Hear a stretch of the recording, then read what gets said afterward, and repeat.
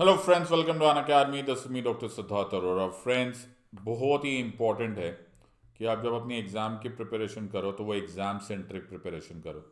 ज़्यादातर हमारे aspirant friends गलती यही कर बैठते हैं, वो बहुत मेहनत करते हैं। They really really really work hard. मैंने देखा है उनको, मैंने पढ़ते हुए पढ़ाते हुए उनको देखा है।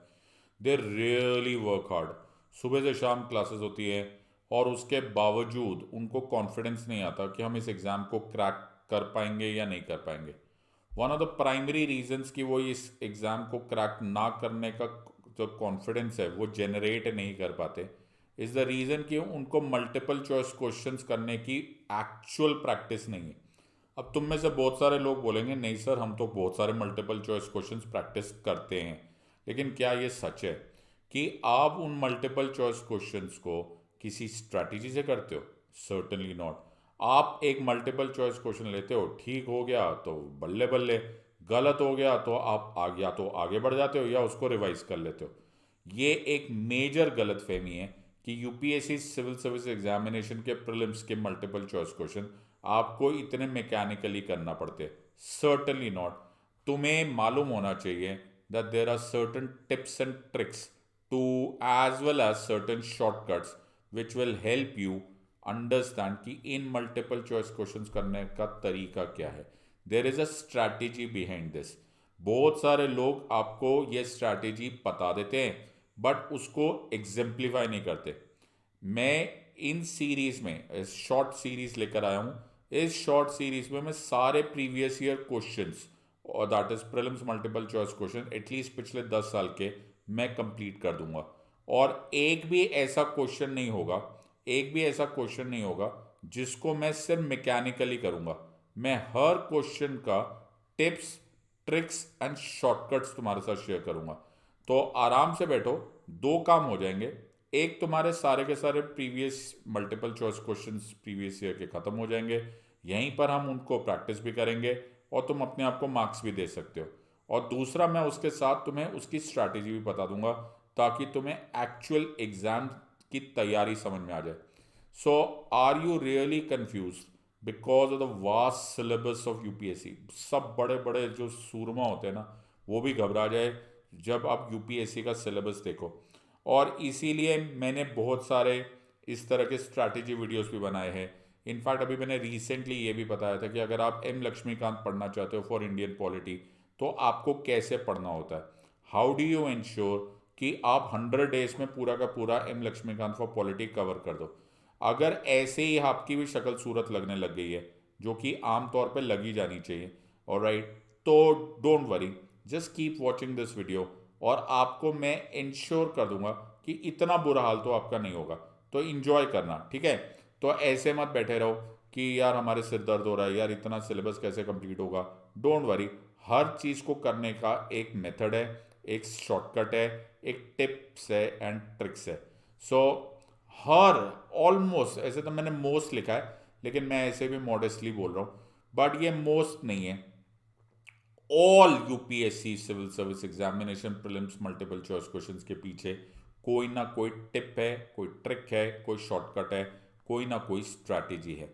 और इस स्ट्रैटेजी को जैसे ही तुम जान लोगे, तुम्हारा अचानक कॉन्फिडेंस बूस्ट हो जाएगा।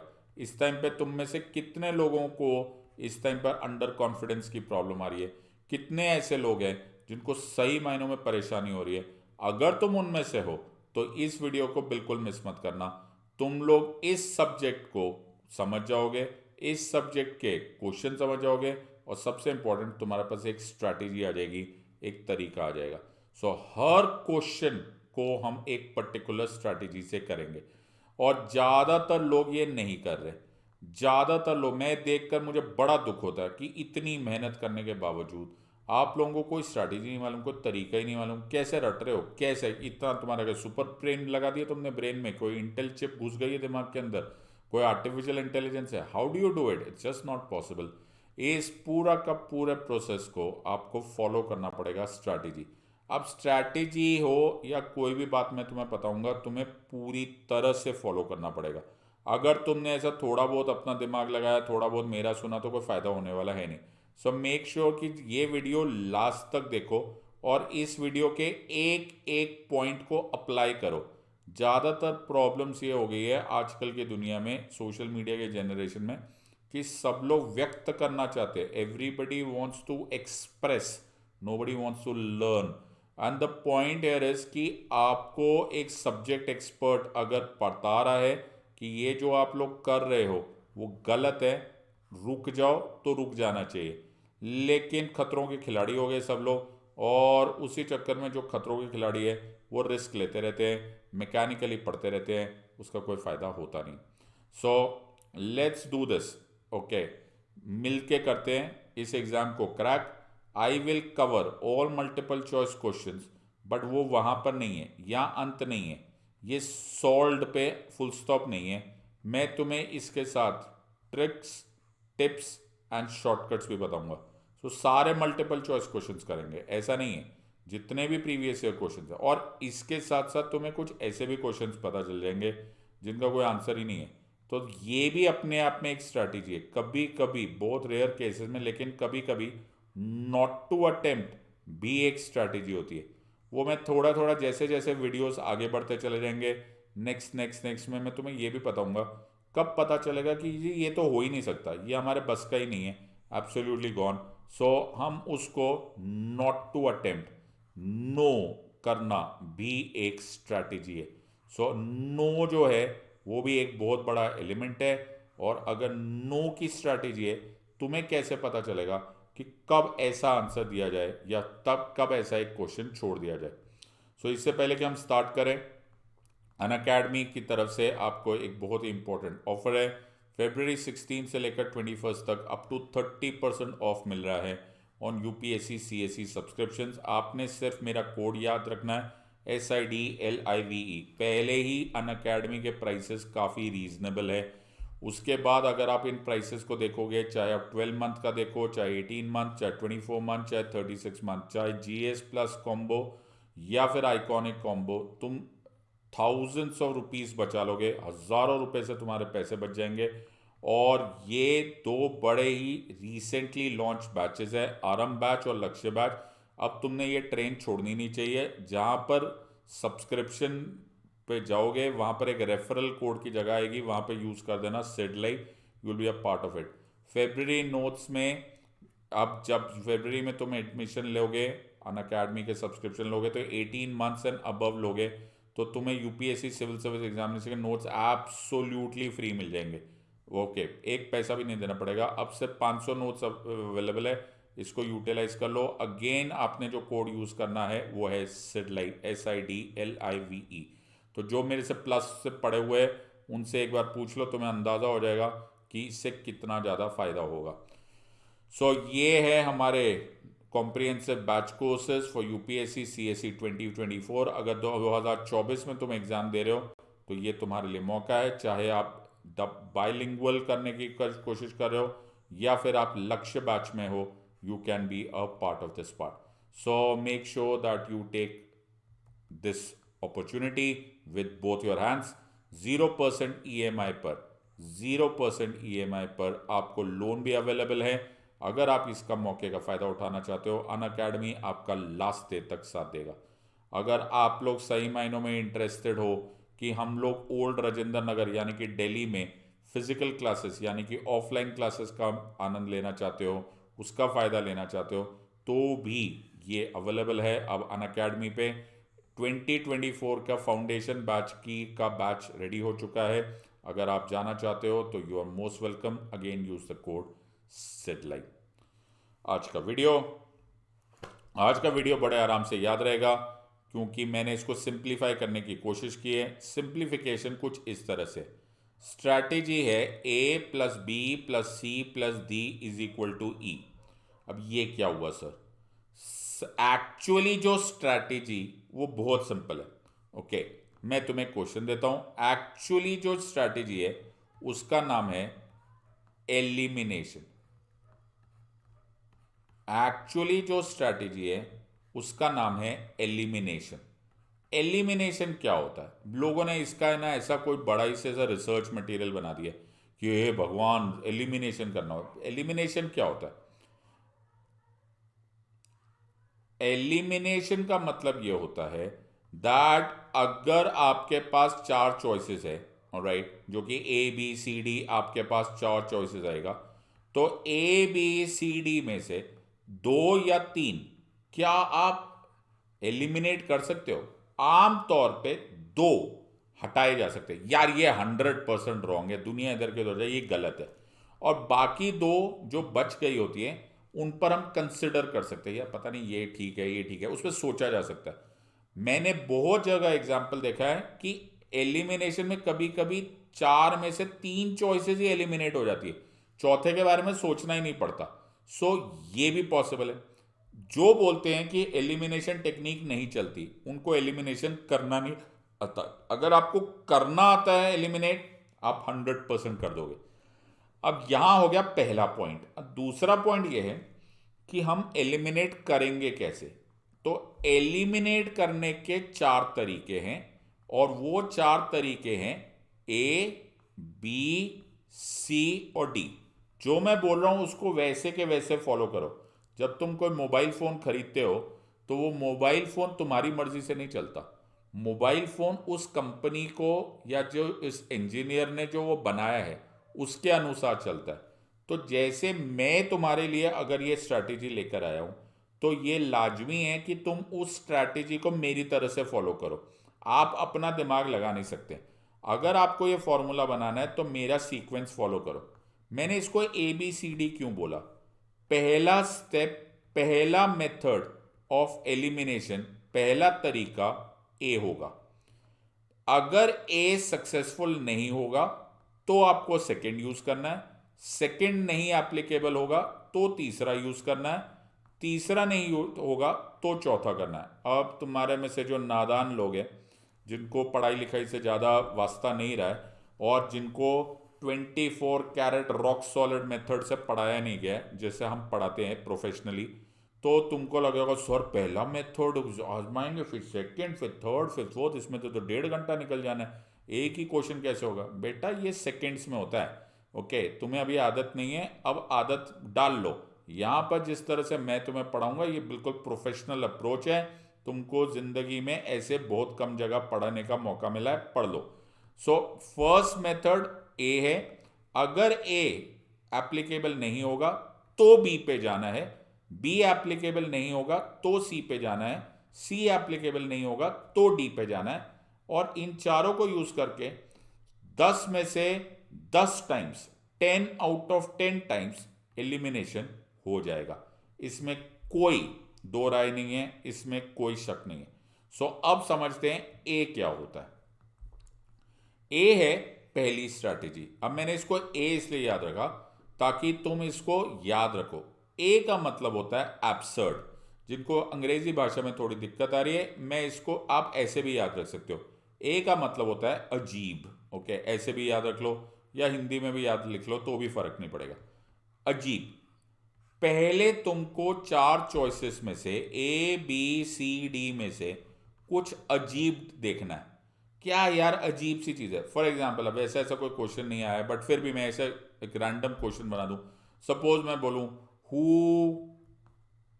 Is the head of the government in India. ऐसे एक क्वेश्चन बनाने में क्या जाता है, who is the head of the government in India. अब मैं एक चॉइस दे रहा हूं, यहां पे लिख रहा हूं प्रेसिडेंट, एक लिख रहा हूं प्राइम मिनिस्टर, एक लिख रहा हूं चीफ मिनिस्टर, और एक मैं ऐसे ही मतलब कुछ ऐसा लिखने को कुछ था ही नहीं, तो मैं यहां पे लिख रहा हूं कि लोकपाल। ओके, या फिर मैं और भी वो कर दूं पुलिस कमिश्नर। ये क्या है सर, इतना अजीब थोड़ा ना होता। नहीं, ऐसा हो सकता है। तो ये हमारे ए वाले फॉर्मूला के अनुसार अजीब होगा। ओके, सो जो यार बाकी कुछ भी हो सकता है, ऑलराइट, लेकिन ये नहीं हो सकता। Police commissioner head of the government कैसे हो सकता है? तो ये अजीब चीज होती है। अब मैं ऐसा फिर भी बोल रहा हूं, मैं I am just trying to take across the example. तो पहला, आप कभी भी चार चॉइसेस देखोगे तो फटाफट तुम्हारा ब्रेन ने स्कैन करना चाहिए, कुछ अजीब सा तो नहीं लिखा हुआ है, एब्सर्ड तो नहीं है, उसको रिजेक्ट कर दो। ठीक है। दूसरा मेथड इज बी। अब बी क्या बोल रहे हैं? बी से मैंने इसलिए बोला क्योंकि बेसिक्स है, तो पहले ए आजमाना है फिर बी पे आना है। बी में क्या है? बिल्कुल बेसिक्स। ओके, बिल्कुल बेसिक सिंपल सा बात हो जाएगा, बेसिक बिल्कुल सिंपल। इंडिया में parliament is number one, okay, an example of democracy, parliament is an example of dictatorship, parliament is example of martial law. ये क्या है सर, ये कोई क्वेश्चन है? ये तो हद ही हो गई, इतना बेसिक्स तो हमको आता ही है। आंसर ऑफ कोर्स डेमोक्रेसी है। तो ये बिल्कुल बेसिक है जी, पार्लियामेंट डेमोक्रेसी। मतलब मैं तुम्हें बेसिक वर्ड बताऊं तो जो तुम्हें स्कूल में सिविक्स पढ़ाया जाता था ना, हाँ सर, बस उस हद तक का तुमको सोचना है, उसके आगे नहीं सोचना। अगर बी भी नहीं मुमकिन कर रहा तुम्हें एलिमिनेट करने में, ओके, तो सी पे जाना है। सी जो होता है उसको थर्ड मेथड है, वो है कॉन्सेप्ट। अब तुम्हें कॉन्सेप्ट सोचना है। पहले लोग क्या करने लगते हैं, पहला आया नहीं चॉइस, ओ रिसर्च मटेरियल, कुछ तो पीएचडी करेंगे। कोई पीएचडी करने की जरूरत नहीं।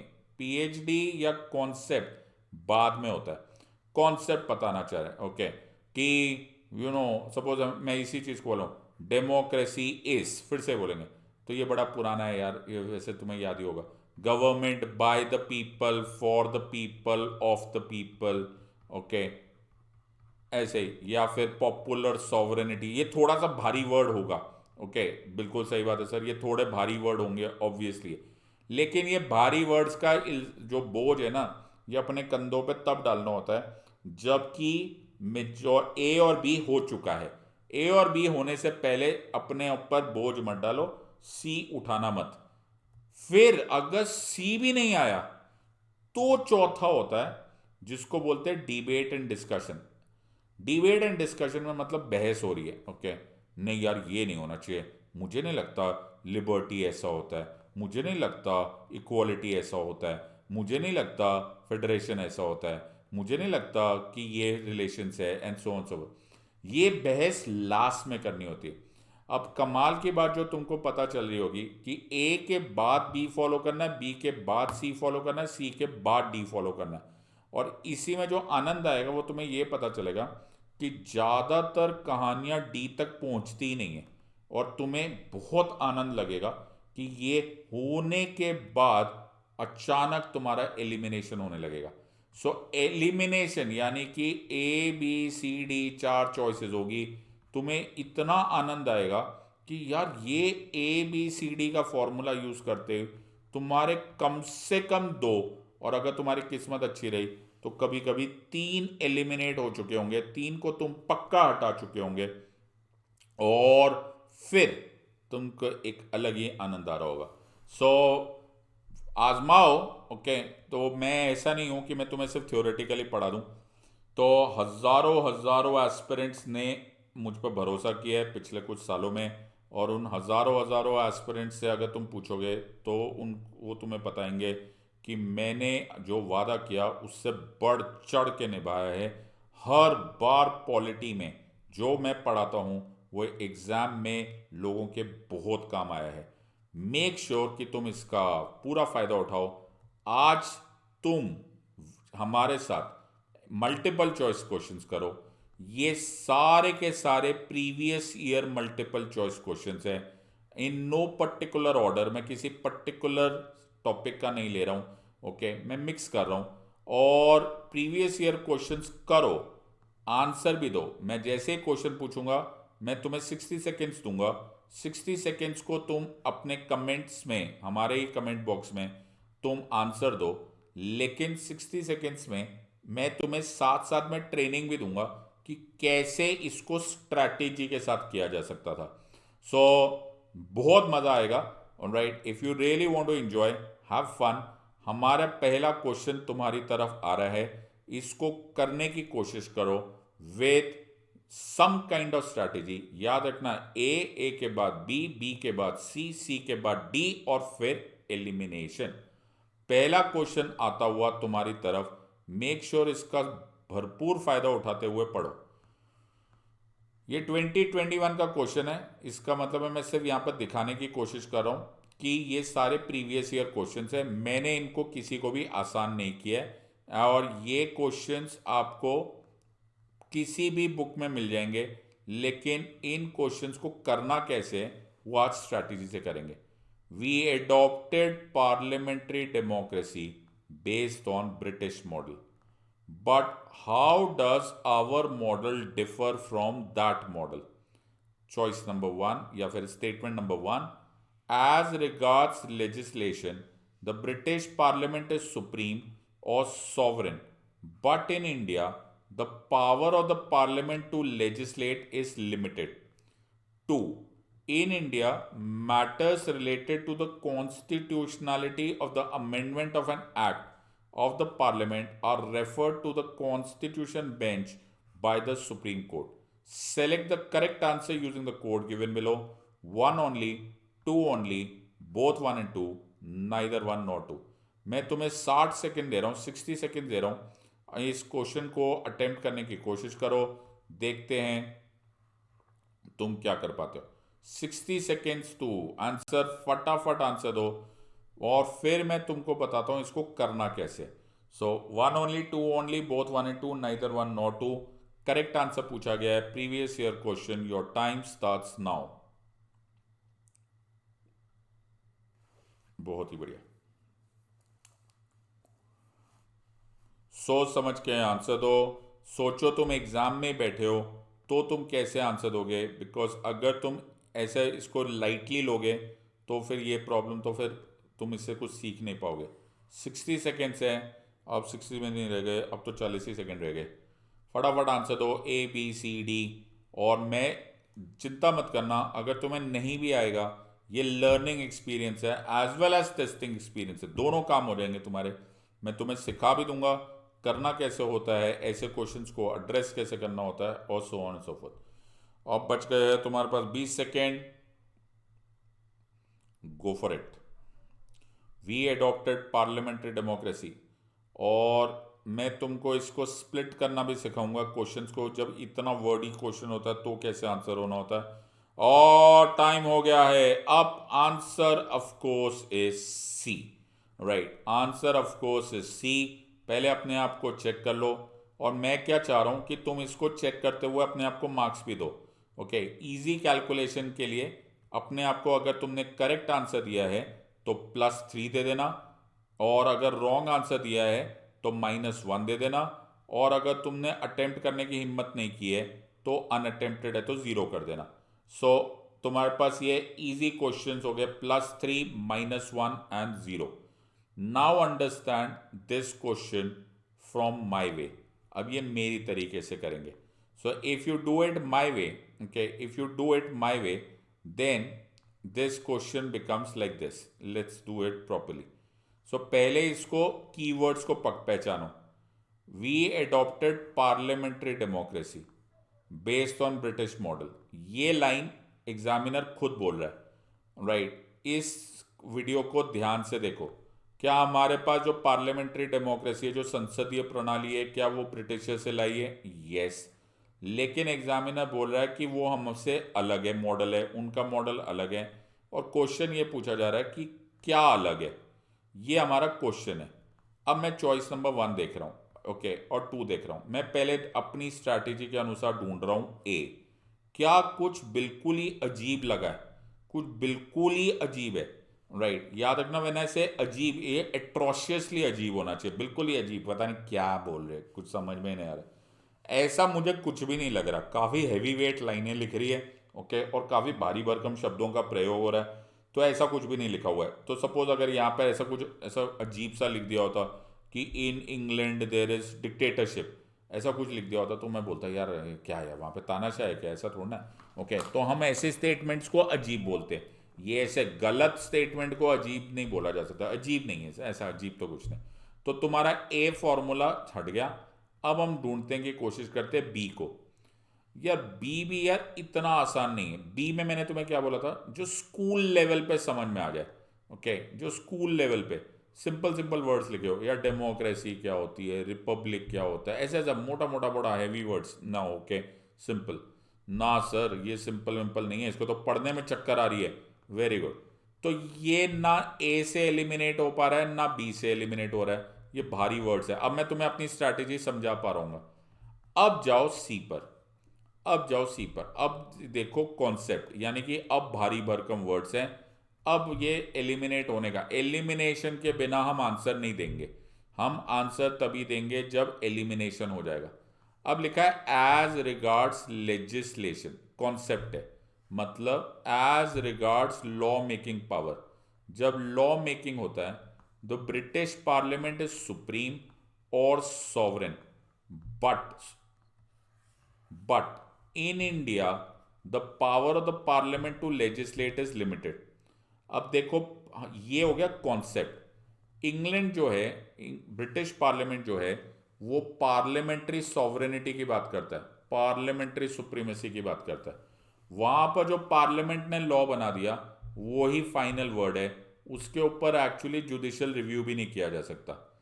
लेकिन तुमने एक बहुत लंबी चौड़ी कहानी पढ़ी होगी बेसिक स्ट्रक्चर डॉक्ट्राइन बनने की, केशवानंदा भारती केस की, आजकल ये रोज बात भी हो रही है। तो उसमें भी ये क्लियर है कि पार्लियामेंट जो है वो लॉ तो बना सकता है लेकिन उसकी लिमिटेड पावर है, वो किसी भी तरह से basic structure of the constitution को नहीं वायोलेट कर सकता। तो ये लाइन तो सर बिल्कुल बढ़िया है। ब्रिटिश पार्लियामेंट अनलिमिटेड जो मर्जी लॉ बनाए, उसको कोई रोकने वाला नहीं। इंडिया में जो पार्लियामेंट है वो लिमिटेड लॉ बना सकता है, उसके कुछ ऐसे मैटर्स जरूर है where it can not venture into the process of law making. तो ये चॉइस सर मेरे को एकदम ठीक लग रही है ना, बिल्कुल सही बात है।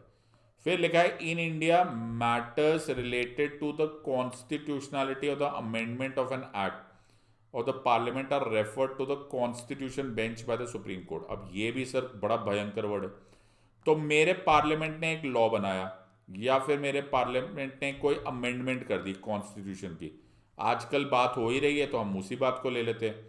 99th कॉन्स्टिट्यूशनल अमेंडमेंट एक्ट 2014 पास हुआ था, जिसमें NJAC national judicial appointments commission बनाया गया। तुम्हें पसंद नहीं आया ना, तो तुमने क्या किया, हमने उसको चैलेंज किया। चैलेंज किया कहाँ पर, सुप्रीम कोर्ट में। अब सवाल यह पैदा होता है कि सुप्रीम कोर्ट में तो कभी कभी एक जज भी बैठे हो सकते हैं, दो जज, वैसे आमतौर पे तो वहाँ पे दो जजेस बैठे होंगे, तो दो जजेस बैठे होंगे या फिर तीन जजेस बैठे होंगे। क्या ये दो या तीन जजेस जो बैठते हैं डबल बेंच या फिर थ्री जज बेंच, क्या ये चेक कर सकते हैं कि ये जो लॉ है या ये जो कॉन्स्टिट्यूशनल अमेंडमेंट है ये जायज़ है या नहीं, ये लीगल है या नहीं? सवाल ये है और एक्चुअली जवाब ये है कि नहीं। You need something called as a constitutional bench. 5 या 5 से ज़्यादा जजेस, 5 या 5 से ज़्यादा जजेस ही बैठकर ये फैसला ले सकते हैं कि ये कॉन्स्टिट्यूशनल अमेंडमेंट वैलिड है या नहीं है, कि हम उसको स्ट्राइक डाउन करने वाले। तो ये तो सर बड़ा भयंकर क्वेश्चन हो गया। So in India matters related to constitutional amendment of an act are refer to the constitution bench. ये एकदम करेक्ट स्टेटमेंट है। तो ये वन ओनली, ये टू ओनली तो ऐसा हो ही नहीं सकता था, बिकॉज वन ओनली तो ठीक ही था। ओके, फिर टू ओनली भी आ गया, ये भी ठीक हो गया। इनमें मेहनत करनी पड़ गई सर, बहुत ही भारी क्वेश्चन था। Question is based on concept. ये क्वेश्चंस ए को से एलिमिनेट नहीं हो पाए, बी से एलिमिनेट नहीं हो पाए, इसीलिए मैं सी पर गया और मेरा आंसर करेक्ट हुआ। आपको आगे आने वाले बहुत सारे क्वेश्चन में पता चलेगा कि इतना हार्ड वर्क नहीं करना पड़ता हर टाइम, लेकिन ये कॉन्सेप्चुअल था। तो क्वेश्चन को पहली नज़र में पहचान लो कि नहीं सर इसमें कुछ भी अजीब नहीं है, ये बेसिक या फिर इजी क्वेश्चन नहीं है, ये सी यानी कि कॉन्सेप्चुअल क्वेश्चन है। तुम्हें क्वेश्चन को पढ़ते ही वो सुगंध आ जानी चाहिए कि ये क्वेश्चन का आंसर क्या है। सो पहला क्वेश्चन मैं सिखाने की कोशिश कर चुका हूं, अब देखते हैं कि तुम नेक्स्ट क्वेश्चन कर पाते हो कि नहीं। Get ready. अब हम लोग सेकेंड क्वेश्चन करेंगे। एक बार भी कोई भी क्वेश्चन बिना ABCD स्ट्रैटेजी के मत करना। अगर तुमने ABCD स्ट्रैटेजी के बिना कर दिया तो ये सारा किया करा है वेस्ट है, ये पूरी एक्सरसाइज, फिर तुम वही मैकेनिकल हो गए, रट के चले गए, उसका कोई फायदा नहीं होने वाला। मेक श्योर कि ये स्ट्रैटेजी आजमाओ। शुरू शुरू में तुम्हें ऑकवर्ड भी लगेगा, नहीं यार हमें तो आता है, नहीं, इसको ऐसे ही आजमाओ। ए के बाद बी, बी के बाद सी, सी के बाद डी और फिर ही ई। चलो एक और क्वेश्चन करके देखते हैं। सो लेट मी सी अगर तुम इस क्वेश्चन को अटेम्प्ट कर पाते हो और इंजॉय करो। Which one of the following reflects the most appropriate relationship between law and liberty. एक और क्वेश्चन, मैं पहले इस क्वेश्चन को बताने से पहले तुमको ये बात बता देता हूँ कि जो एग्जामिनर है वो तुम्हारे साथ खेल खेलता है, राइट।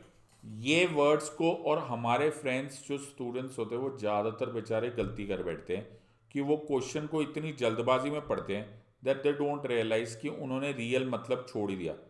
यहाँ पर लिखा हुआ है most appropriate relationship between life and law and liberty. अब सिचुएशन ये है कि आप देखा जाए तो जो मर्जी थोड़ी बहुत कॉम्बिनेशन तो लॉ एंड लिबर्टी में निकाल सकते हो, यहाँ पर मोस्ट अप्रोप्रिएट है। अब चॉइसेस तुम्हारे सामने है, if there are more laws there is less liberty, if there are no laws there is no liberty, if there is liberty laws have to be made by the people, if laws are changed too often liberty is in danger।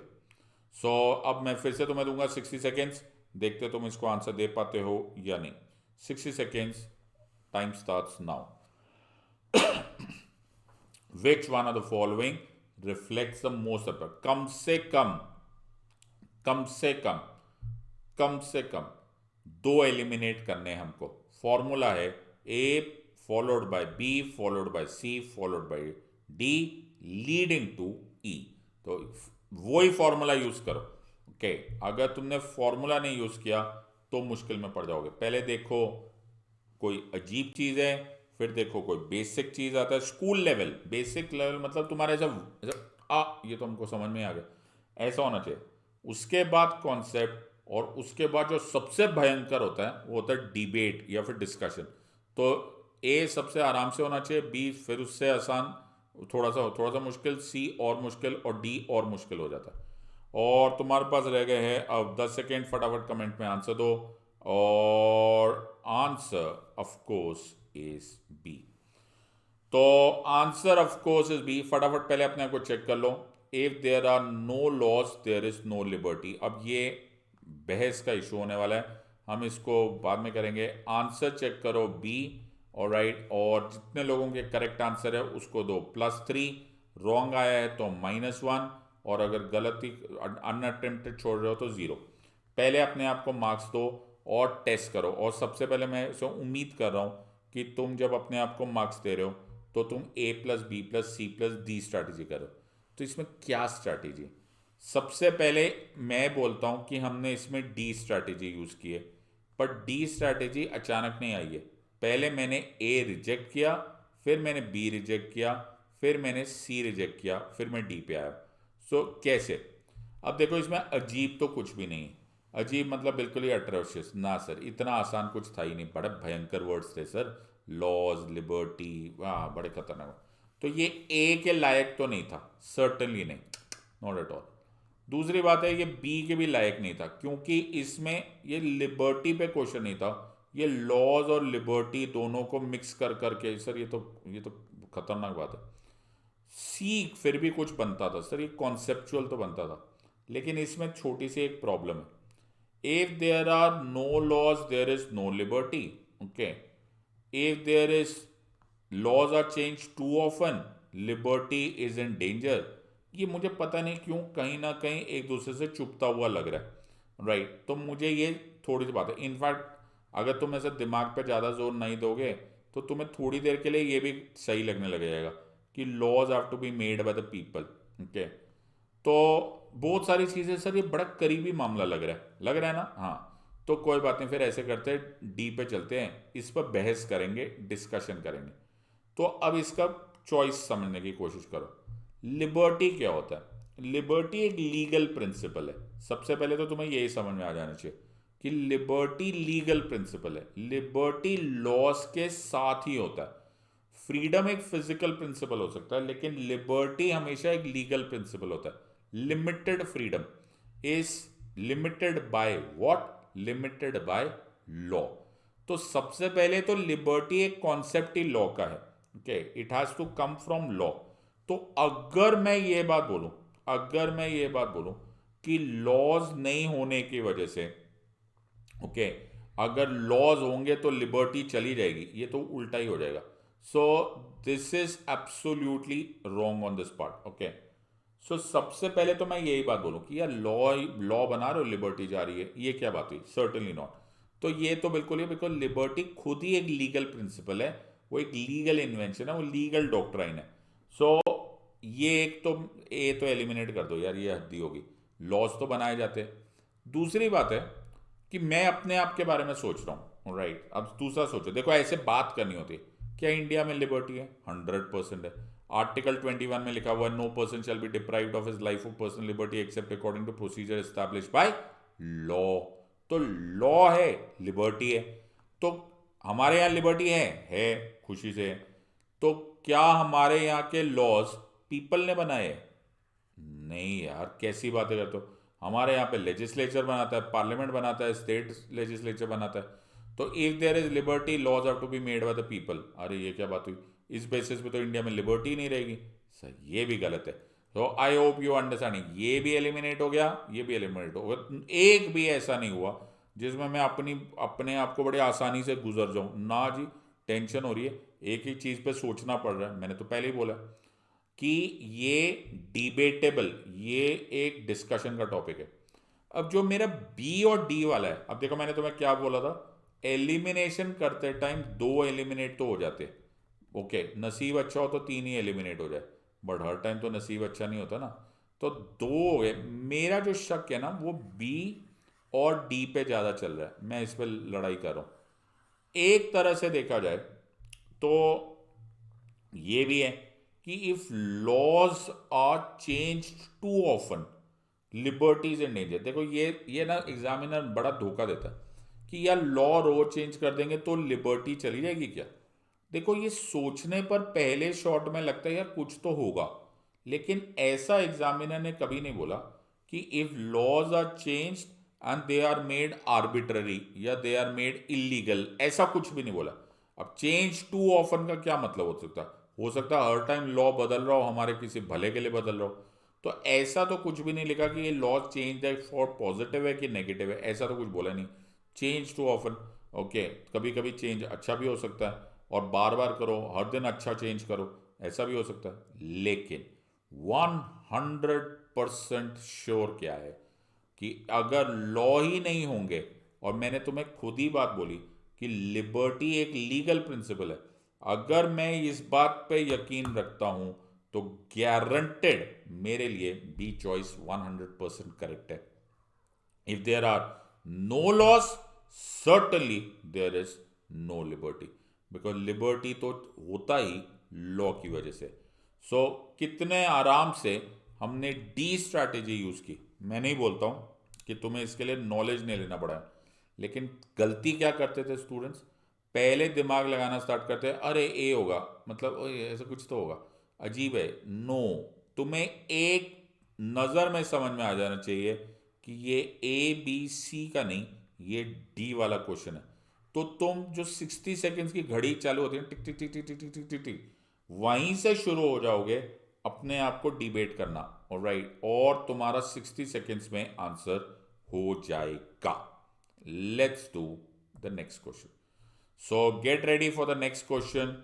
The next question coming your way, बहुत ध्यान से।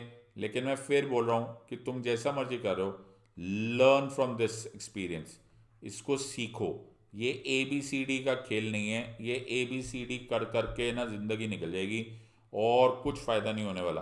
सो सीखो, try and learn कैसे किया जाता है इन questions को address, and then there be advantage.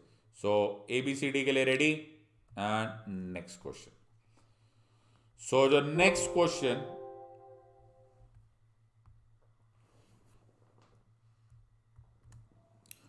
which of the following are regarded as the main feature of rule of law? 1. Limitation of power. 2. Equality before the law. 3. People's responsibility to the government. 4. Liberty and civil rights. Select the correct answer using the codes given below. बहुत ही interesting question है, लेकिन सबसे important है कि तुमको follow करना है कि क्या तुमको ए, बी, सी और डी का सीक्वेंस समझ में आया या नहीं समझ में आया। तुम्हारे पास है 60 सेकेंड्स, फटाफट आंसर दो। लेकिन 60 सेकेंड्स में जैसे ही तुम आंसर देना स्टार्ट करते हो और अगर तुम कमेंट्स में 2 सेकेंड में आंसर लिख रहे हो तो इसका ऑटोमेटिक मतलब है कि 2 सेकेंड में तो तुम ABCD नहीं कर सकते, तो तुमने मतलब कोई दिमाग ही नहीं लगाया और तुम अभी भी वो मैकेनिकली प्रोसेस कर रहे हो, which is not the advice method. अगर ये ऐसे ही क्वेश्चंस खत्म करने होते तो फिर क्या चाहिए था। It does not solve the purpose at all. So which of the following are regarded as the main features of rule of law? Limitation of power, equality before the law, people's responsibility to the government, liberty and civil rights. अब बच गए हैं करीब करीब 30 seconds. दिमाग लगा के देखो क्या इसमें कुछ अजीब मिला, कुछ बेसिक मिला, कुछ कॉन्सेप्ट मिला, या फिर डिबेट और डिस्कशन वाला टॉपिक है। जिस लेवल पे तुम्हें वो क्वेश्चन लगे उस लेवल पे ही तुमने सोचना है और वहीं से टाइम स्पेंड करना स्टार्ट करना है। उल्टा मत करना स्टार्ट कर दो जी, हर क्वेश्चन के लिए एटम बॉम्ब पटाच, ओके, ऐसा नहीं होता, राइट। तो कहां पर तुम्हारा काम ए से चलता है, कहां बी, कहां सी, कहां डी, और तुम्हारा टाइम हो गया है खत्म। Answer of course is C. तो पहले तो अपने आप को मार्क्स दे दो, +3 फॉर करेक्ट आंसर अगर तुम्हारा करेक्ट आया है, सी मार्क किया है तो, -1 अगर तुमने रॉन्ग मार्क किया है, 0 अगर अनअटेम्प्टेड छूट गया तो। सो +3, -1 और 0, ये क्वेश्चन करने के लिए तुमने पहले आंसर सी मार्क करना। अब देखो ये क्वेश्चन क्या है, क्या इसमें कुछ अजीब दिखा? ना जी, अजीब मैंने फिर बोला है, अजीब मतलब बिल्कुल ही अजीब, जैसे उड़ती हुई मछली दिखे वो होता है अजीब, राइट। उड़ते मछली उड़ रही है, हवा में उड़ रही है तो होती होगी, कुछ लोग बोलेंगे सर फ्लाइंग फिश होती है, वो भैया होती होगी लेकिन अजीब तो लगेगा ना, मछली उड़ रही है तो ऐसे कोई उड़ती हुई मछली तो मुझे नहीं दिख रही, राइट। लेकिन सर ये क्वेश्चन बड़ा सिंपल है, रूल ऑफ लॉ हम बचपन से पढ़ते हुए आ रहे हैं, ओके। और देखो उन्होंने ऐसे डाला भी ऐसे कोर्ट्स में, बचपन से आ रहे थे, सिविक्स में भी हमको आता था थोड़ा बहुत रूल, एवी डाइसी ने क्या बोला। अब ये सिंपल सी बात है कि मुझे नहीं लगता कि मुझे सी और डी वाला एटम बॉम्ब यूज़ करने की जरूरत है ना, मेरे को नहीं यूज़ करना। और ये ए वाला ऐसा सूतली बॉम्ब भी नहीं है, ये समवेयर इन द मिडल है। तो ये सर ये बेसिक है, ओके, इसको पकड़ के चलते हैं, छोटी मोटी गोलियां चला लेंगे। सो सबसे पहले ये है रूल ऑफ लॉ, ओके। अब मैं इसमें एक चीज़ पकड़ते ना मेरे को बड़ा गुस्सा आया। क्या सर, क्या गुस्सा आ गया? यार गवर्नमेंट मेरे को रिस्पॉन्सिबल है कि मैं गवर्नमेंट को रिस्पॉन्सिबल हूं? वाह, people's responsibility to the government, मतलब people's answerability to the government. ना यार ना, ये क्या बात है? हम थोड़ा ना गवर्नमेंट को आंसरेबल है, गवर्नमेंट हमको आंसरेबल है। डेमोक्रेसी है बाबा, ये उल्टी लाइन लिखी है। अरे हाँ, ये तो सोचा ही नहीं। अगर मुझे ये पहले, मेरे को तो और तो मैंने सोचना ही नहीं, मेरा दिल ही नहीं कर रहा, ओके। मुझे ये मालूम पड़ गया ये जो तीसरा वाला चॉइस है ना, ये गूगली है, और अगर ये गूगली है तो ये गया, और फिर ये भी गया, सिंपल एज दैट। अगर ये और ये गया तो मैंने पहले भी बोला, देखो फॉर्मूला कितना सिंपल है, दो तो कम से कम एलिमिनेट होंगे ही होंगे, आप भाग ही नहीं सकते। तुम इसको practically, it is a taken, it's a given, guaranteed है कि दो तो एलिमिनेट हो ही जाएंगे। अगर तुम्हें बेसिक भी होगा, मैंने तो पढ़े भी नहीं अभी फर्स्ट सेकंड और फोर्थ चॉइस, मैंने तो देखा भी नहीं है, मुझे तो ये आइडिया भी नहीं है। अब इसमें ना दिमाग लगाओ। अब मेरे पास दो चॉइसेस रह गई, 2 and 4 या फिर 1, 2 and 4। अब मुझे ये बात इससे गारंटेड हो गई कि 2 और 4 ठीक है, क्योंकि किसी भी जाओ, चाहे बी में जाओ चाहे सी में जाओ, 2 and 4 तो ठीक ही, ये तो एग्जामिनर खुद बता रहा है, मैं वहां पे बुद्धि लगाऊं क्यों? हाँ, जब मुझे पहले ही मालूम है तो गारंटेड है कि 3 रॉन्ग है और 2 and 4 ठीक है, ये मुझे गारंटेड मालूम है। तो मैं अपनी सारी बुद्धि क्यों ना रूल ऑफ लॉ को यही चेक कर लूं कि ये लिमिटेशन ऑफ पावर है या नहीं। और दुनिया में जिसने रूल ऑफ लॉ पढ़ा है उसको मालूम है कि अनलिमिटेड पावर कभी भी रूल ऑफ लॉ में नहीं होता। रूल ऑफ लॉ में हमेशा पावर को लिमिट किया जाता है, ओके। तभी लॉ का काम ही होता है लिमिटेड गवर्नमेंट बनाना, राइट। तो अनलिमिटेड पावर हो तो डिक्टेटर नहीं बन जाएगा, तो वो रूल ऑफ लॉ क्या बनेगा? तानाशाना बन जाएगा वो तो हो ही नहीं सकता। तो लिमिटेशन ऑफ पावर 100% सही है, मुझे सेकंड और फोर्थ देखना ही नहीं। ये क्या बात है? मैं तो तुमको स्ट्रैटेजी बता रहा हूँ, मैं तुम्हें यहाँ पढ़ाने के लिए थोड़ा ना बैठा हूँ। पढ़ाने के लिए तो तुम्हें मेरी प्लस क्लासेस में आएंगे, मैं तो यहाँ पर बिना सेकंड और फोर्थ चॉइस देखे मैं तुम्हें क्वेश्चन का आंसर दे रहा हूँ। 3 रॉन्ग है, ये मेरे को बहुत ही 2 सेकंड में समझ में आ गया सर ये उल्टा लिखा हुआ था। ओके, ये एकदम उल्टा लिखा हुआ। ये चॉइस एलिमिनेट हो गई बिल्कुल, और ये चॉइस एलिमिनेट हो गई क्योंकि इसमें थर्ड चॉइस लिखी हुई थी, ये गया। अब मुझे दोनों में 2 और 4 दिख रहा है, यानी कि 2 और 4 ठीक ही है, इसके मैं बस दिमाग लगाऊंगा ही नहीं। अब मैं ये देखूंगा कि सिर्फ 1 ठीक है या नहीं है। 100% ठीक है sir, unlimited power rule of law में नहीं होता। तो मैंने एक्चुअली एग्जामिनर को बहुत आराम से पकड़ लिया।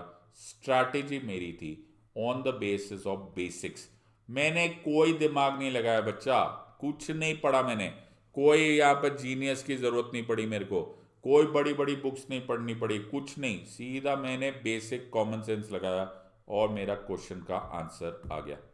ऐसे करते हैं क्वेश्चन। अब तुम्हें, मुझे उम्मीद है मज़ा आने लगा होगा। अगर मज़ा आ रहा है सो get ready for the next question. तो अब तुमको समझ में आ रहा होगा कि मैं तुम्हारा डीमिस्टिफिकेशन कर रहा हूँ। ये जो रहस्य होता है ना कि भैया कैसा क्रैक करना है, ये नहीं करना। अब फिर मैं तुम्हें फिर से बोल रहा हूँ, अगला क्वेश्चन फिर इसी तरीके से करना, ए के बाद बी, बी के बाद सी, सी के बाद डी, और फिर एलिमिनेट करना। ऐसे बिल्कुल शेर की तरह ऐसा शिकार पे मत निकल जाना। ऑलराइट, आराम से A followed by B followed by C followed by D. एक क्वेश्चन करते हैं और आंसर। फिर से क्वेश्चन आ गया यार। ओके, सो इस क्वेश्चन को आंसर देने के लिए अब तुम रेडी हो जाओ और अंडरस्टैंड द फॉलोइंग क्वेश्चन। देखते हैं। ओके, सो क्वेश्चन है, इन the context of polity which one of the following would you accept as the most appropriate definition of liberty? Choice है, protection against the tyranny of political rulers, B absence of restraints, C opportunity to do whatever one likes, opportunity to do develop oneself fully। बहुत सारे लोगों ने इसके लिए बहुत, जब question आया था ये आई रिमेंबर डिस्टिंक्टली, ये 2019 का प्रीलिम्स क्वेश्चन है। और जब ये क्वेश्चन आया था, ओहो, जो लोगों ने इस पर रिसर्च एंड डेवलपमेंट किया है ना, उनको सलाम है, क्योंकि ये क्वेश्चन किसी और ही तरीके से होना चाहिए था। आइदर वेज तुम्हें मैं 60 सेकंड देता हूँ, उम्मीद करते हैं कि तुम इस क्वेश्चन का आंसर दे पाओगे। 60 सेकंड है तुम्हारे पास, get ready and start answering. In the context of polity, which one of the following would you accept as the most appropriate definition of liberty? तुम नोटिस करो बार बार ऐसे वर्ड्स आते हैं। What is the most appropriate relationship? Which is the most accepted definition? ऐसे ऐसा पूछते हैं। तो दिमाग लगाओ, देखा जाए तो दुनिया का कोई भी कॉन्सेप्ट को तुम हाँ मनवा सकते हो, ऐसा होता नहीं है। तुम्हें क्वेश्चन को देखते टाइम ये देखना कि मोस्ट अप्रोप्रिएट क्या है। ऑलराइट, तुम्हारे पास अब बच गए हैं करीब 30 seconds. In the context of polity answer देने की कोशिश करो। Which one of the following would you accept as the most appropriate definition of liberty? अब बच गए हैं तुम्हारे पास 10 सेकेंड और आंसर के लिए ready. Your answer of course is D. अब पहले तुम्हें मार्क्स दूंगा, बाद में तुमको समझाऊंगा, पहले फटाफट मार्क्स दो। अगर तुमने आंसर दे दिया है डी तो अपने आप को +3 दो, अगर तुमने आंसर रॉन्ग दे दिया है तो -1 दो, और अगर अनअटेम्प्टेड है तो 0 कर दो। So you have +3, -1 and 0। ऐसे 3 में से देखते तुमको क्या किया, तुमने गलती क्या हुई। स्ट्रैटेजी जो मैंने इसमें इस्तेमाल की वो थी एब्सर्ड। सर ये अजीब था, हाँ मेरे बच्चे, इसमें बिल्कुल अजीब थी, इसमें उड़ती हुई मछली थी। उड़ती हुई मछली कैसे थी? देखो, अगर तुम इस क्वेश्चन को ए से, अगर तुम ABCD से सीधा डी पे जंप कर जाओगे तो तुम्हारा फिर कोई फायदा नहीं हुआ। तुम पहले इस क्वेश्चन को पढ़ो, इसमें पूछा most appropriate definition of liberty. जी मुझे नहीं पता, मैं सिर्फ इतना पूछता हूं, इंडिया में लिबर्टी है या नहीं है? सर बिल्कुल है। और इंडिया में अगर लिबर्टी है तो क्या तुम्हारे ऊपर कोई रिस्ट्रेंट नहीं है? क्या तुम जहां मर्जी जाओगे, तुमको कोई रोक टोक नहीं है? अरे बिल्कुल है सर, रिस्ट्रिक्शंस होती है। तो तुम्हें नहीं लगता ये बिल्कुल ही अजीब सी बात है कि यार ऐसा भी कोई देश होता है, ऐसी भी कई जगह होती है, ऐसे भी कई लॉ होता है जहां पर जो मर्जी आए? तो कल तो तुम एक गन लेकर आओगे और दुनिया में फायर करते चले जाओगे? Certainly not. एक गाड़ी चलाओगे, 500 की स्पीड पे गाड़ी चला लोगे, ऐसा हो सकता है क्या? Certainly not. तो ये तो बड़ी अजीब सी बात है सर, ये एकदम रॉन्ग है। उसी तरह से अगर यहाँ पे देखा तो तीसरी चॉइस तो और बिल्कुल ही हदनोवद अजीब जा रही है। वो बोले opportunity to do whatever one likes, whatever. मेरा दिल कर रहा है जी मैं तुम्हारे घर पे जाता हूँ, तुम्हारे घर का गाड़ी उठा के अपने घर में ले आता हूँ, ये चलेगा क्या? सर्टनली नॉट, ऐसा थोड़ा ना होता है। तो ये भी तो देखा जाए तो ये दोनों कनेक्टेड ही है। ये भी उतना ही अजीब है जितनी ये भी उड़ती हुई मछली है। उड़ती हुई मछली ये भी गलत है। ओके। फिर यहां पे लिखा है protection against the tyranny of political rulers. अरे भैया पॉलिटिकल रूलर्स के टिरेनी से मेरा क्या लेना देना? ओके, पॉलिटिकल रूलर्स से मेरा क्या लेना देना? लिबर्टी तो एक लीगल प्रोविजंस है, सो इसमें पॉलिटिकल रूलर्स और टिरेनी वगैरह का क्या सिचुएशन है? Certainly not of attack. ये को तानाशाही, ये सब कुछ अजीब सी बात। मुझे आगे देखना भी नहीं था, ये तीनों ही अजीब चॉइस थी। मैं ना चाहते हुए मेरे को ये करेक्ट है। दूसरी बात, अगर तुम्हें ये सब्जेक्ट आता है और तुम्हें एलिमिनेशन करने के बाद इसको कंफर्म करने का तरीका है, तो तुम्हें मालूम है मनिका गांधी केस में सुप्रीम कोर्ट ने बोला था life is living with choice and dignity. ये भी तुम्हें समझा जा सकता है, बट वो करने की नौबत ही नहीं आएगी। वहां तक तुम बोलोगे, ये तो मैं उनको पढ़ा रहा हूं जिनको सब्जेक्ट ना भी पढ़ाओ तो भी तुम आंसर दे सकते हो, अगर तुम जनरली अपने ब्रेन को अवेयर रखो कि ये क्या लिखा है यार। एब्सेंस ऑफ रिस्ट्रेंट, हद होगी। मैं कल जाऊंगा, गाड़ी लेकर जाऊंगा और फिर मैं जहां मर्जी हवा में उड़ाऊंगा। ओके, हवा हवाई, ऐसा थोड़ा ना होता है। तो ये तो अजीब से बात है। तो मुझे बी तक या सी तक या डी तक जाने की जरूरत ही नहीं है, और मैं ए के लेवल पे इसको आंसर दे दूंगा। मैंने तुम्हें फिर बोला, जिस साल ये क्वेश्चन आया था 2019, लोगों ने इस पर रिसर्च पेपर लिखे, राइट। एग्जामिनेशन जो देते हैं, वो जो इंस्टीट्यूट्स होते हैं वो उठाकर इसके जो आंसर की निकालते हैं, होता है ना, शाम को आंसर की आता है। वो लोगों ने इस पर ऐसे ऐसे बातें की है ना कि मतलब ऐसा लगेगा कि थोड़ा सा और रिसर्च कर लो तो मंगलयान बन जाए। Certainly not required. ये बहुत ही बेसिक सिंपल सा क्वेश्चन था और एग्जामिनर ने उसको बेसिक सिंपल ही रखा था, until unless you want to make life complicated. तो मुझे लगता है अब तुम्हें थोड़े बहुत उम्मीद बनती जा रही होगी कि ज़रूरी नहीं है कि हर एक चीज़ को रट्टा जाए, और ये कोई रॉकेट साइंस की एग्ज़ाम नहीं है, ये बड़े कॉमन सेंस से हो सकता है। मैं फिर तुम्हारे लिए यादगार के लिए फिर से लिख रहा हूँ, जब नेक्स्ट क्वेश्चन आएगा इसी सीक्वेंस में जाना, A followed by B, B followed by C, C followed by D is equal to E. Eliminate करना अपनी बुद्धि का प्रयोग करते हुए। Let's look at the next question. Okay, तो नेक्स्ट क्वेश्चन आ रहा है फिर तुम्हारे सामने। Democracy superior virtue lies in the fact that it calls into activity A the intelligence and the character of ordinary men and women, B the methods for strengthening executive leadership, C a superior individual with dynamism and vision, D a band of dedicated party workers। Question को जो पहली line है, मतलब choice नहीं, जो पहली line है उसको ध्यान से देख लो। Democracy superior virtue lies in the fact that it calls into activity. ये किसकी एक्टिविटी बढ़ा रहे, किसको एक्शन करने को बोल रहे हैं, ध्यान से सोचते। सो 60 सेकेंड है तुम्हारे पास, और इस क्वेश्चन का आंसर देने के लिए तुम्हारे पास 60 सेकेंड है। फटाफट आंसर दो, लेट्स सी तुम इसको पकड़ पाते हो या नहीं। Democracy superior virtue lies in the fact. अब तक फिर मैं बोल रहा हूं, कृपा करके don't jump on the answer. अरे बाबा यही चाहे, मैं बोल रहा हूं ना, ये ऐसा मत करना। स्ट्रैटेजी यूज करो, A followed by B followed by C followed by D, और एक नज़र में तुम्हें पता हो जाना चाहिए कि ये ए टाइप क्वेश्चन है, ये बी टाइप क्वेश्चन है, सी टाइप क्वेश्चन है या डी टाइप क्वेश्चन है, और हर केस में तुम्हें एलिमिनेट ही करना है। तो देखते हैं तुम इस क्वेश्चन का आंसर दे पाते हो कि नहीं। अभी बच गए हैं अबाउट 15 सेकेंड्स। सो 15 सेकेंड रह गए हैं, उम्मीद है तुम इसका आंसर दे पाओगे। And your time is up, answer is a. तो जितने लोगों ने करेक्ट यानी कि ए मार्क किया है +3 दो अपने आप को, रॉन्ग -1 दो और 0 दो अगर तुम अनअटेम्प्टेड छोड़ चुके हो या फिर अटेम्प्ट नहीं कर पाए। वैसे मुझे नहीं लगता कि मेरी क्लास में कोई आया हो और अटेम्प्ट ना करो, क्योंकि हमारे यहाँ पे आंसर तो सभी देना चाहेंगे। सो ए बी और A is the correct answer. Now इसको समझो, ये हमने स्ट्रैटेजी कौन सी यूज़ की। सर आपने स्ट्रैटेजी जो यूज़ की है वो है बी स्ट्रैटेजी। कैसे?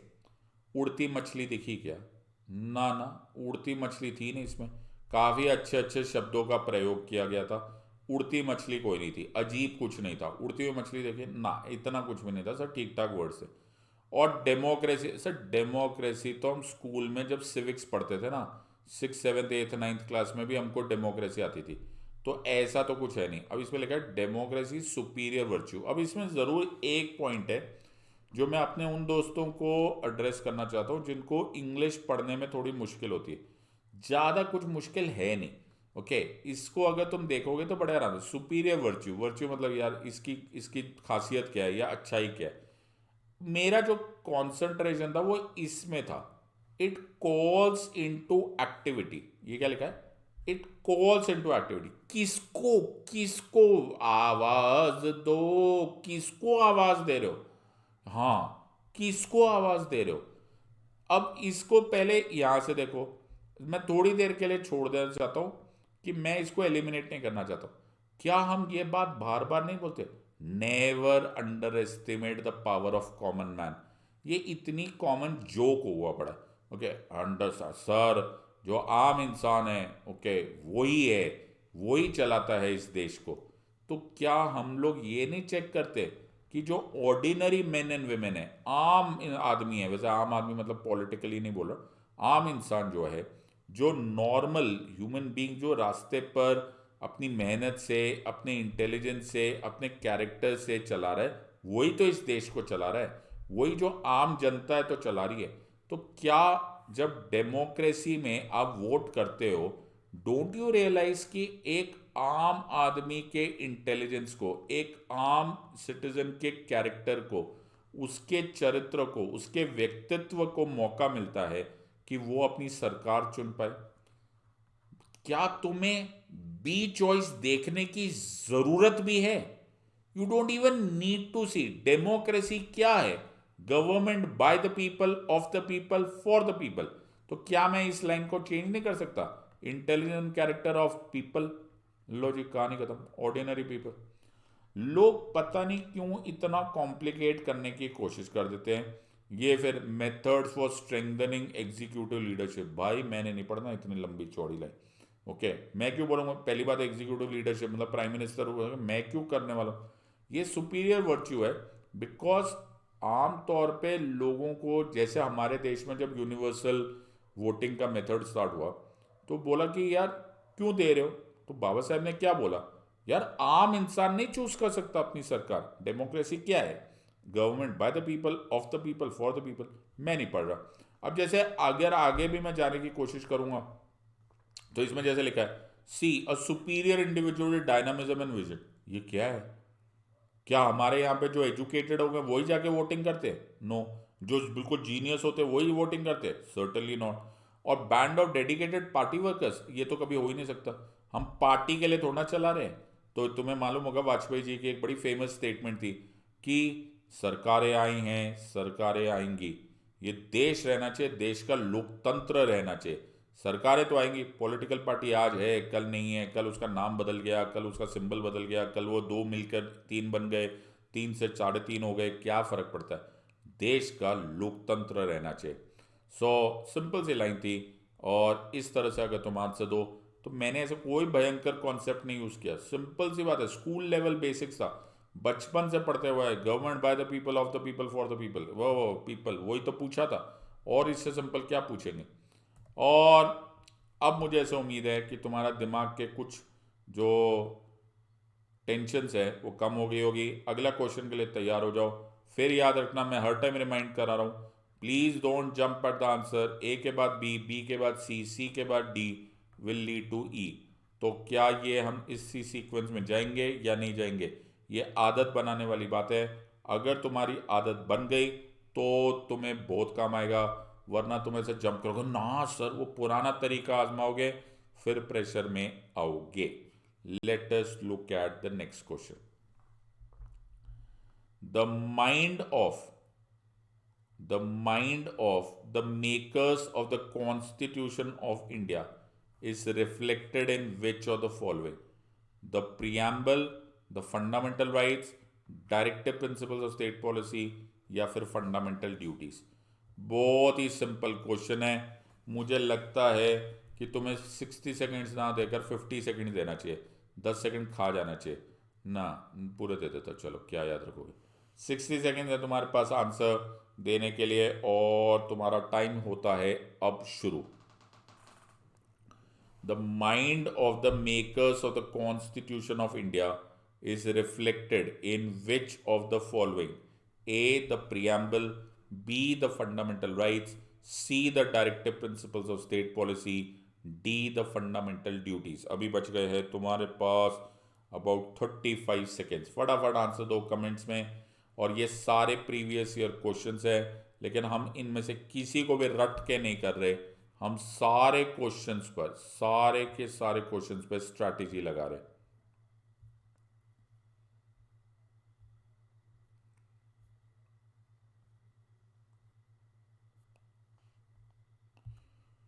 Let's do, and your time is up. Answer of course is a, the preamble. मुझे नहीं लगता कि कोई भी ऐसा होगा जिसने ये क्वेश्चन गलत कर दिया होगा, मेरे ख्याल से। बट कर दिया है क्या, इससे सिंपल भी गलत आता क्या, इतना सिंपल होता है। प्रियम्बल बचपन से पढ़ा रहे हैं, +3 for a correct answer, -1 for a wrong answer, and 0 अगर अनअटेम्प्टेड हो गया। तो वैसे अनअटेम्प्टेड छोड़ने वाला ये क्वेश्चन था नहीं। ओके, तो ये क्वेश्चन कैसे किया होगा यार, मुझे नहीं बताने की जरूरत है, ये केवल बेसिक्स पे क्वेश्चन था, इसमें जरा सा भी कुछ भी कॉन्सेप्ट पढ़ने की जरूरत नहीं है। बचपन से जब से हम स्कूल से प्रियम्बल करते हुए आ रहे हैं, तो प्रियम्बल की तारीफ ऐसे ही की जाती है।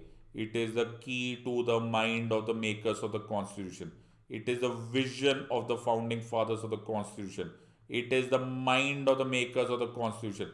ये सारे शब्द जो थे, ये हमारे स्कूल लेवल पे पढ़ाए जाते हैं। मैंने नहीं पढ़ना कोई इसके लिए कोई भयंकर किताब, मैं इसके लिए कोई रिसर्च मटेरियल करके नहीं आया हूँ। ये ए नहीं था, 100% इसमें ए नहीं था, कोई उड़ती मछली नहीं थी। नहीं सर, उड़ती हुई मछली नहीं थी ना, इसमें उड़ती हुई मछली नहीं थी। लेकिन ये सारे के सारे तुम्हारे इंडेक्स है। हाँ, तुम कोई भी बुक खोल के देख लो, लक्ष्मीकांत खोल के देख लो, एनसीईआरटी खोल के देख लो, कॉन्स्टिट्यूशन देखो, ये तो इंडेक्स है ना। तो ऐसा तो नहीं है कि ये ए है, अजीब जैसा कुछ भी नहीं था, ना ना ना। तो ए फटाफट रिजेक्ट हो जाता है। एक नज़र में समझ में आ जाना चाहिए कि यार इसमें कोई कॉन्सेप्ट नहीं है, ये तो स्ट्रेट अवे। जब प्रियम्बल की तो तारीफ में बोला जाता है, बोला right a short note on preamble, हम पहली लाइन ये लिख देते। तो ये तो इसमें कुछ कॉन्सेप्ट नहीं है, इसमें कुछ, मैं सी पर जाऊंगा ही नहीं, डी तो बहुत दूर की बात है, मैं सी पे जाऊंगा ही नहीं। तो मुझे फिर से देखो, मैं ए पर ही रुक गया हूं, मैंने आगे पढ़ना नहीं है। अरे पढ़ तो लो ना, मैंने पढ़ना ही नहीं है, मुझे मालूम है प्रियम्बल है, मुझे स्कूल की टीचर ने मुझे पढ़ाया था। ओके, मेरे एनसीईआरटी में लिखा हुआ है, preamble is the mind of the makers, we the people of India having solemn resolved to constitute India into a sovereign, socialist, secular, democratic republic, and to secure to all its citizens justice, social, economic, political, liberty of thought, expression, belief, faith, and worship, equality of status and of opportunity, fraternity, assuring the dignity of the individual and the unity and the integrity of the nation. In our Constituent Assembly on this 26th day of November 1949, do hereby adopt, enact, and give to ourselves this Constitution. Full stop. इसके लिए बहुत सारी तारीफ में word लिखा हुआ है। It is a political horoscope of India, it is the identification card of the constitution, सब कुछ है। बट ये माइंड है, ये वी द पीपल का एक सोलम रेजोल्यूशन है, तो ये प्रियम्बल है। मैं आगे नहीं पढ़ने वाला। तुम नोटिस कर रहे हो मैं कितना जिद्दी हो गया जी। ए नहीं था, बी पे मेरा एलिमिनेशन हो रहा है, मेरे को कुछ करना ही नहीं, तो मैं आगे सोचना ही नहीं है। और मैं क्यों ना मैं 5 सेकंड में आंसर देकर अगले क्वेश्चन पे चले जाऊं, कहीं और मेरी मदद हो जाए, कहीं और मेरे को सेकंड्स मिल जाए। सो अब मुझे लगता है तुम्हें थोड़ा बहुत कॉन्फिडेंस आना रहेगा, दैट रॉ कॉन्फिडेंस आना स्टार्ट हो जाएगा कि हाँ सर ये तो ऐसे हो सकता है, इसमें कोई खास बड़ा प्रॉब्लम है नहीं। फिर से हम फॉलो करेंगे ए, बी, सी और डी। फिर से हम यही करेंगे, A followed by B followed by C followed by D is equal to E. तो देखो जी हमारा तो इक्वेशन बिल्कुल सेटल हो गई है। पहले ए को हटाएंगे, फिर बी, फिर सी, फिर डी। आदत बनाओ, ठीक है? तो जल्दबाजी मत करना, फिर से आदत बनाओ। the distribution of powers the distribution of powers between center and states in the Indian constitution is based on the scheme provided in a Morley Minto reforms of 1909, b Montagu Chelmsford Act of 1919, c Government of India Act of 1935, D Indian Independence Act of 1947। तो ये sir ये तो बहुत ही tough question है, इसमें भी tough लग रहा है। हाँ, तो distribution of powers between centre and the states in the Indian constitution is based on the scheme provided in the 60 seconds है। पहले इसको देखो ए, फिर देखो बी, फिर देखो सी, फिर देखो डी। Very good. तो अब तुमको समझ में आने लग जाएगा कि जो मैंने तुम्हें बताया ये $1 मिलियन फॉर्मूला है। ये फॉर्मूला यूज करके तुम एग्जाम टॉप कर जाओगे, और अगर तुमने इसको आजमा लिया और प्रैक्टिस कर लिया तो तुम अनबीटेबल हो जाओगे प्रीलिम्स में, राइट? सो ये बड़े अच्छे से किया जा सकता है, इसमें बड़ी स्पेशलिटी, बड़ा एक्सपर्टीज लगता है यहाँ तक पहुँचने में। तो अरे टाइम स्टार्ट हो गया था, मान के चलो 30 सेकेंड्स बाकी है तुम्हारे। So the distribution of powers between center and the states in the Indian Constitution is based on the scheme provided in the Morley Minto Reforms, Montagu Chelmsford Act, Government of India Act 1935, Indian Independence Act of 1947। और तुम्हारे पास बच गए हैं करीब 20 second. उम्मीद है कि तुम इस क्वेश्चन का आंसर दे पाओगे। And the answer of course is सी।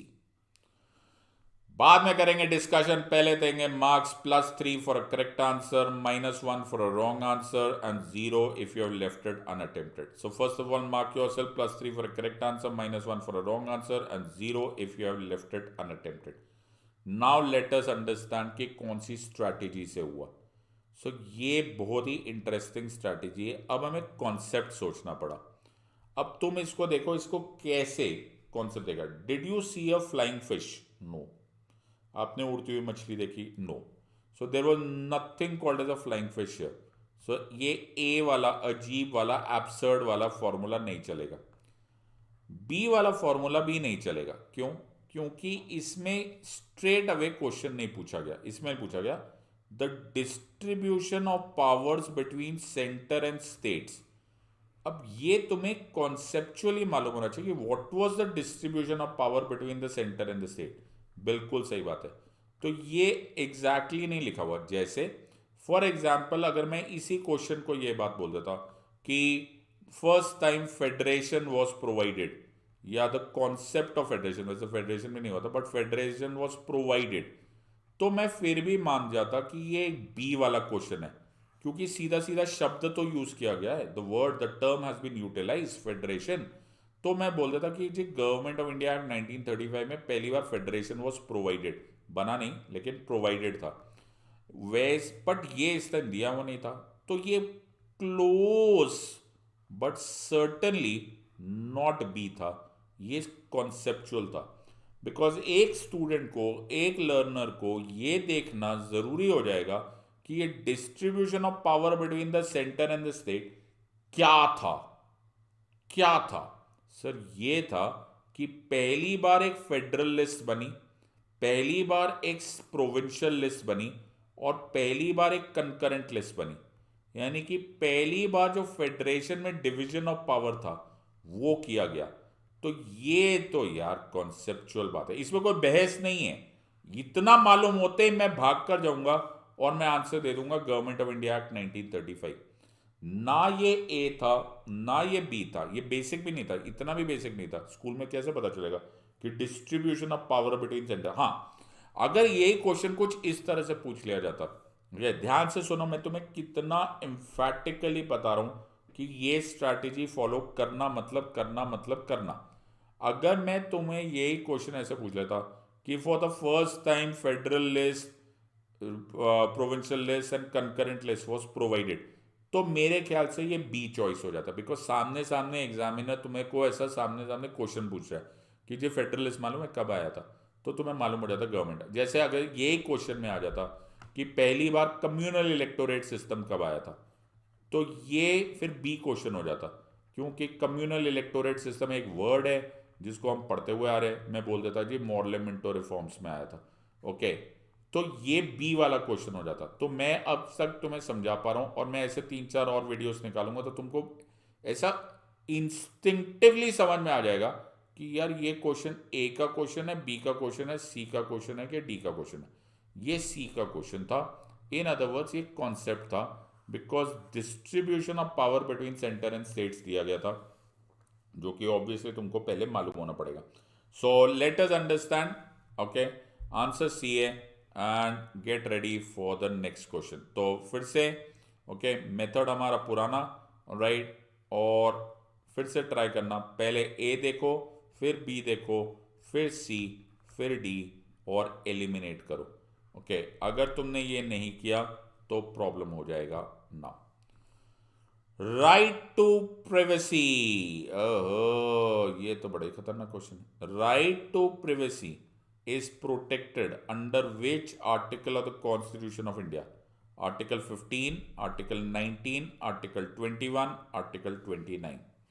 ये तो बड़ा ही टफ क्वेश्चन है सर। हाँ बिल्कुल सही बात। सो 60 सेकेंड दूंगा मैं तुमको, 60 सेकेंड में आंसर दो। Right to privacy is protected under which article of the constitution? 15, 19, 21 and 29। तुम्हारा टाइम हो गया है शुरू अब, और 50 सेकेंड है तुम्हारे पास। मैं फिर बोलता हूँ, बहुत सारे स्टूडेंट्स को ये क्वेश्चन जिसे बोलते हैं ना रोट मेमोराइज होगा, रट्टा हुआ होगा। लेकिन आज के इस वीडियो में और इसी सीरीज के वीडियोस में मैं चाहूँगा, मैं ऐसा तुम्हें इंस्ट्रक्ट भी करूँगा और तुम्हें रिक्वेस्ट भी करूँगा दैट थोड़ी देरों के लिए ये मत करो कि रोट मेमोराइजेशन के बेसिस पे कर लो। ए बी सी और डी का फॉर्मूला आजमाओ और देखो कि इस क्वेश्चन का आंसर दे पाते हो कि नहीं। Right to privacy is protected, तुम्हारे पास बच गए हैं अबाउट 20 सेकेंड्स। आंसर देने की कोशिश करो, get ready and now. Okay, formula please वही यूज करो, A followed by B followed by C followed by D. Okay, और फिर देखो तुम्हें आंसर आता है या नहीं आता। आंसर ऑफ कोर्स ए सी। पहले देख लो आंसर कि तुम्हारा करेक्ट आ रहा है, और अपने आप को मार्क्स जरूर देना, राइट, ताकि तुम्हें एग्जैक्टली पता चले कि तुम कितना इंप्रूव कर रहे हो। और हर वीडियो में अपने अपने मार्क्स लेकर आना। तुमको ये पता होना चाहिए कि तुमने पिछली बार क्या अटेम्प्ट किया और अब क्या अटेम्प्ट किया। +3 for a correct answer, -1 for a wrong answer, and 0 if you have left it unattempted. अब जी स्ट्रैटेजी क्या यूज हुई, ये भी कॉन्सेप्ट था। देखो ये कॉन्सेप्ट क्यों था, पहले हम इसको देखते हैं कि ये अजीब तो नहीं था ना सर, बड़ी भारी भारी वर्ड्स यूज किए। There is no flying fish, यहाँ पर कोई उड़ती हुई मछली नहीं है, ये तो सारे हैवी वेट वर्ड्स है। क्या तुमने स्कूल में राइट टू प्रिवेसी पढ़ा था?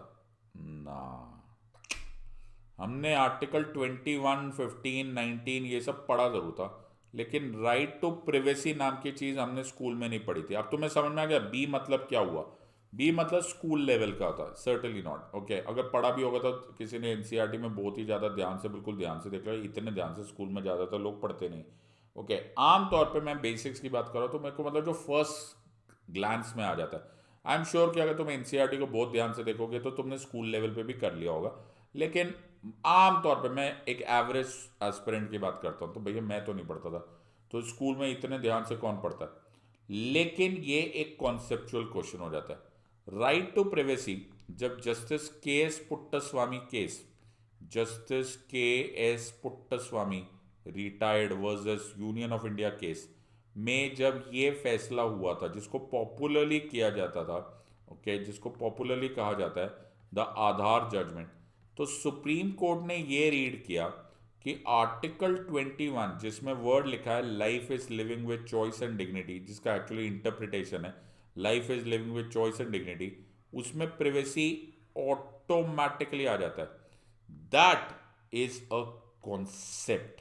बिल्कुल सही बात है, ये कॉन्सेप्ट है जिसको पढ़ा, इसमें कोई बहस नहीं है, इसमें there is no scope of debate, इसमें कोई स्कोप ऑफ डिस्कशन नहीं है, इसमें कोई डाउट नहीं है कि privacy is included under article 21। Article 21 covers within its ambit privacy. This is 100% clear. Aadhaar judgment में भी था, justice K S Puttaswamy retired versus Union of India case का एक इंटरप्रिटेशन है, बट एज नॉर्मल ना ये ए है ना ये बी है, ना इसके लिए डिबेट की जरूरत है, ये सी है। अब तुम्हें समझ में आ गया कि तुम्हें कब कहां पर कौन सी गाड़ी चलानी है, ए चलानी है, बी चलानी है, सी चलानी है कि डी चलानी है। और अगर तुमने ऐसा कर दिया, तुम्हारा आंसर आ गया। मुझे उम्मीद है अब तुमको ये इंजॉय करने लग जाओगे, अब तुमको ये इंटरेस्टिंग लगने लगेगा। देखते हैं तुम अगला क्वेश्चन का आंसर दे पाते हो या नहीं। So get ready, formula use करते हुए जाना, A followed by B followed by C followed by D. देखो मैं हर क्वेश्चन से पहले एक छोटा सा रिमाइंडर दे रहा हूं कि यही फॉर्मूला यूज करना, don't run from this answer.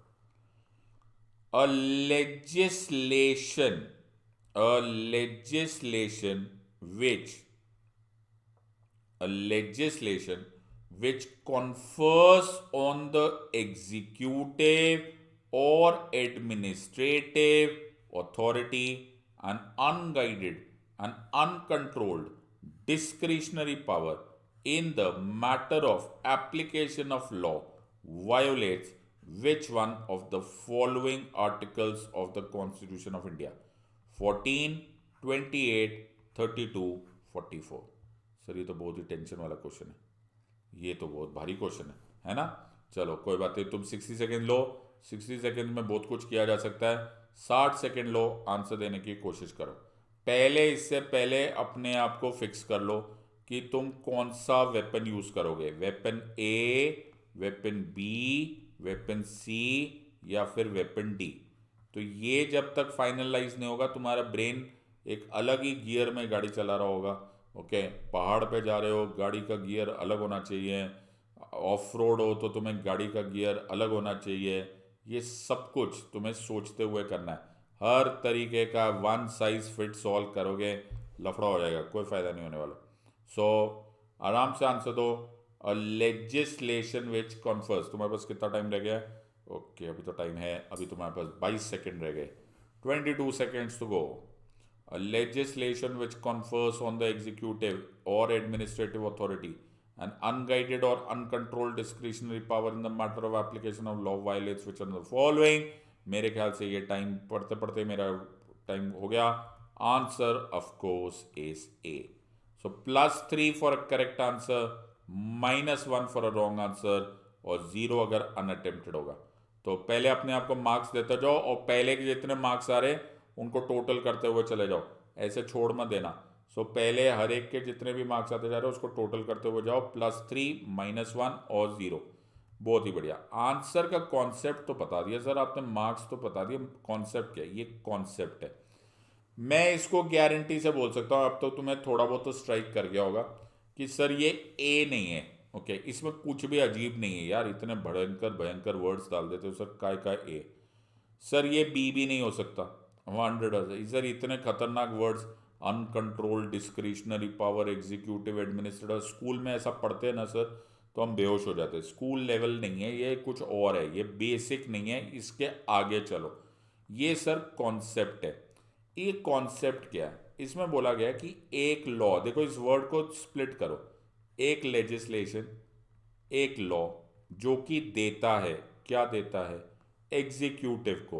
Okay, यानी कि प्राइम मिनिस्टर्स को, मिनिस्टर्स को, चीफ मिनिस्टर को, गवर्नर को, प्रेसिडेंट को, या फिर एडमिनिस्ट्रेटिव अथॉरिटी, आईएएस ऑफिसर्स को, आईपीएस ऑफिसर्स को, आईआरएस ऑफिसर्स को एक अनगाइडेड और अनकंट्रोल्ड डिस्क्रिशनरी पावर, मतलब जो बेरोक टोक, बिना किसी कंट्रोल के डिस्क्रिशनरी पावर, उनकी मर्जी की पावर दे देता है कि वो लॉ को किस तरह से यूटिलाइज करे, जो भी कानून है उसको किस तरह से यूटिलाइज करे, जैसी मर्जी आई वो यूज कर सकते हैं। तो ये कौन से कॉन्स्टिट्यूशन के आर्टिकल को वायलेट करता है? तो अगर ऐसा कोई कानून बने जो कि किसी प्राइम मिनिस्टर को, किसी मिनिस्टर को, किसी पुलिस वाले को, किसी आईएएस ऑफिसर को बोले कि जैसा मर्जी तेरे को दिल करता है ना भाई, जैसी तेरी मर्जी है ना वैसा तू लॉ यूटिलाइज कर, तो क्या ये equality before law and equal protection of laws? हाँ, अरे हाँ, क्या ये equality before law and equal protection of laws के कॉन्सेप्ट को वायोलेट नहीं करता? 100%। सर आगे तो पढ़ो। मैंने पढ़ना ही नहीं। यार ये क्या बात है ना, मैंने पढ़ना ही नहीं। ओके, मैं आगे पढ़ूंगा ही नहीं। नहीं सर पढ़ तो लो, वैसे भी मैं क्यों पढ़ूं? 28 सेक्युलरिज्म से रिलेटेड है। Okay, it is to be dealing with the freedom from religious instructions. 44 uniform civil code है। 32 रिट पावर्स देता है सुप्रीम कोर्ट को। मैंने वैसे भी नहीं पढ़ना था, वो तो तुम ऐसे अभी मेरे को तुमने मजबूर किया इसलिए पढ़ा, मैं नहीं पढ़ रहा। 14 सामने सामने लिखा हुआ है कि ये equality before law and equal protection of laws within the territory of India के खिलाफ जा रहा है। इसमें ये अलाउड ही नहीं है। अगर है भी 14 में तो रीजनेबल क्लासिफिकेशन है, जैसे बोलता जाता है वर्गीकरण है। तो ये तो 14 है, इसमें रीजनेबल वर्ड ही नहीं लिखा हुआ। एग्जामिनर ने तो जोर जोर से लिखा हुआ है डिस्क्रिशनरी पावर। लो जी, अनगाइडेड एंड अनकंट्रोल्ड। साफ सर मैं आगे से देख ही नहीं रहा, मेरे को देखना ही नहीं, आगे पढ़ने का ही नहीं। बिल्कुल सही बात है, ये कॉन्सेप्ट था। अब तुम देखो इसमें ना बहस का कोई इशू नहीं है, लेकिन ये कॉन्सेप्ट का इशू सर्टनली है। सो इस तरह से तुम अगर क्वेश्चन का आंसर दोगे, देखो तुमने बिल्कुल भी बुद्धि का प्रयोग इस तरह से नहीं करना होता कि यार पहले know just pounce on the answer. Let's not do it this way. अब मुझे ऐसा उम्मीद है कि तुमको मज़ा आ रहा होगा और तुमको अब ये formula A followed by B followed by C followed by D फॉर्मूले में मज़ा आने लग गया होगा। अब फॉर इक्वल टू ई एक और क्वेश्चन करके देखते हैं कि तुम इस क्वेश्चन को आंसर दे पाते हो या नहीं। You will enjoy this question. A constitutional government is by definition is a government by legislature, popular government, multi-party government और limited government। ओहो यार ये बहुत ही टफ क्वेश्चन हो रहा है। काय का टफ क्वेश्चन है? 60 सेकेंड है तुम्हारे पास, आराम से आंसर दो। +3 -1 एंड 0 और तुम इसका आंसर दो और तुमको सब समझ में आने लग जाएगा। सो फॉर्मूला लेकिन यही यूज करना, right? Don't miss the formula. Please don't pounce on the answer. Sir मैं बोल रहा हूँ ए, मैं बोल रहा हूँ बी, मैं बोल रहा हूँ C. Don't do that part, that's a complete wastage of this entire exercise. और इसी तरह से तुम्हारी आदत बनेगी और मैं ऐसे वीडियोस और लाऊंगा तो तुम्हारी आदत पक्का हो जाएगी कि हाँ सर हम लोग को क्लियरली समझ में आने लगेगा। तुम्हारे पास बच गए हैं अबाउट 10 सेकेंड्स टू गो। तो ये क्वेश्चन वैसे जब मैं प्लस क्लासेस में पढ़ाता हूँ तो मेरे को लगता है मेरे जो स्टूडेंट्स हैं वो एकदम ही रट के आंसर बैठे होंगे, उनको कोई खास टेंशन होगी नहीं। लेकिन मैं नहीं चाहता कि तुम ऐसा कोई भी फॉर्मूला यहाँ पे यूज़ करो जिसमें रटने का कोई स्कोप हो। Use my strategy and then go for it. Answer is D.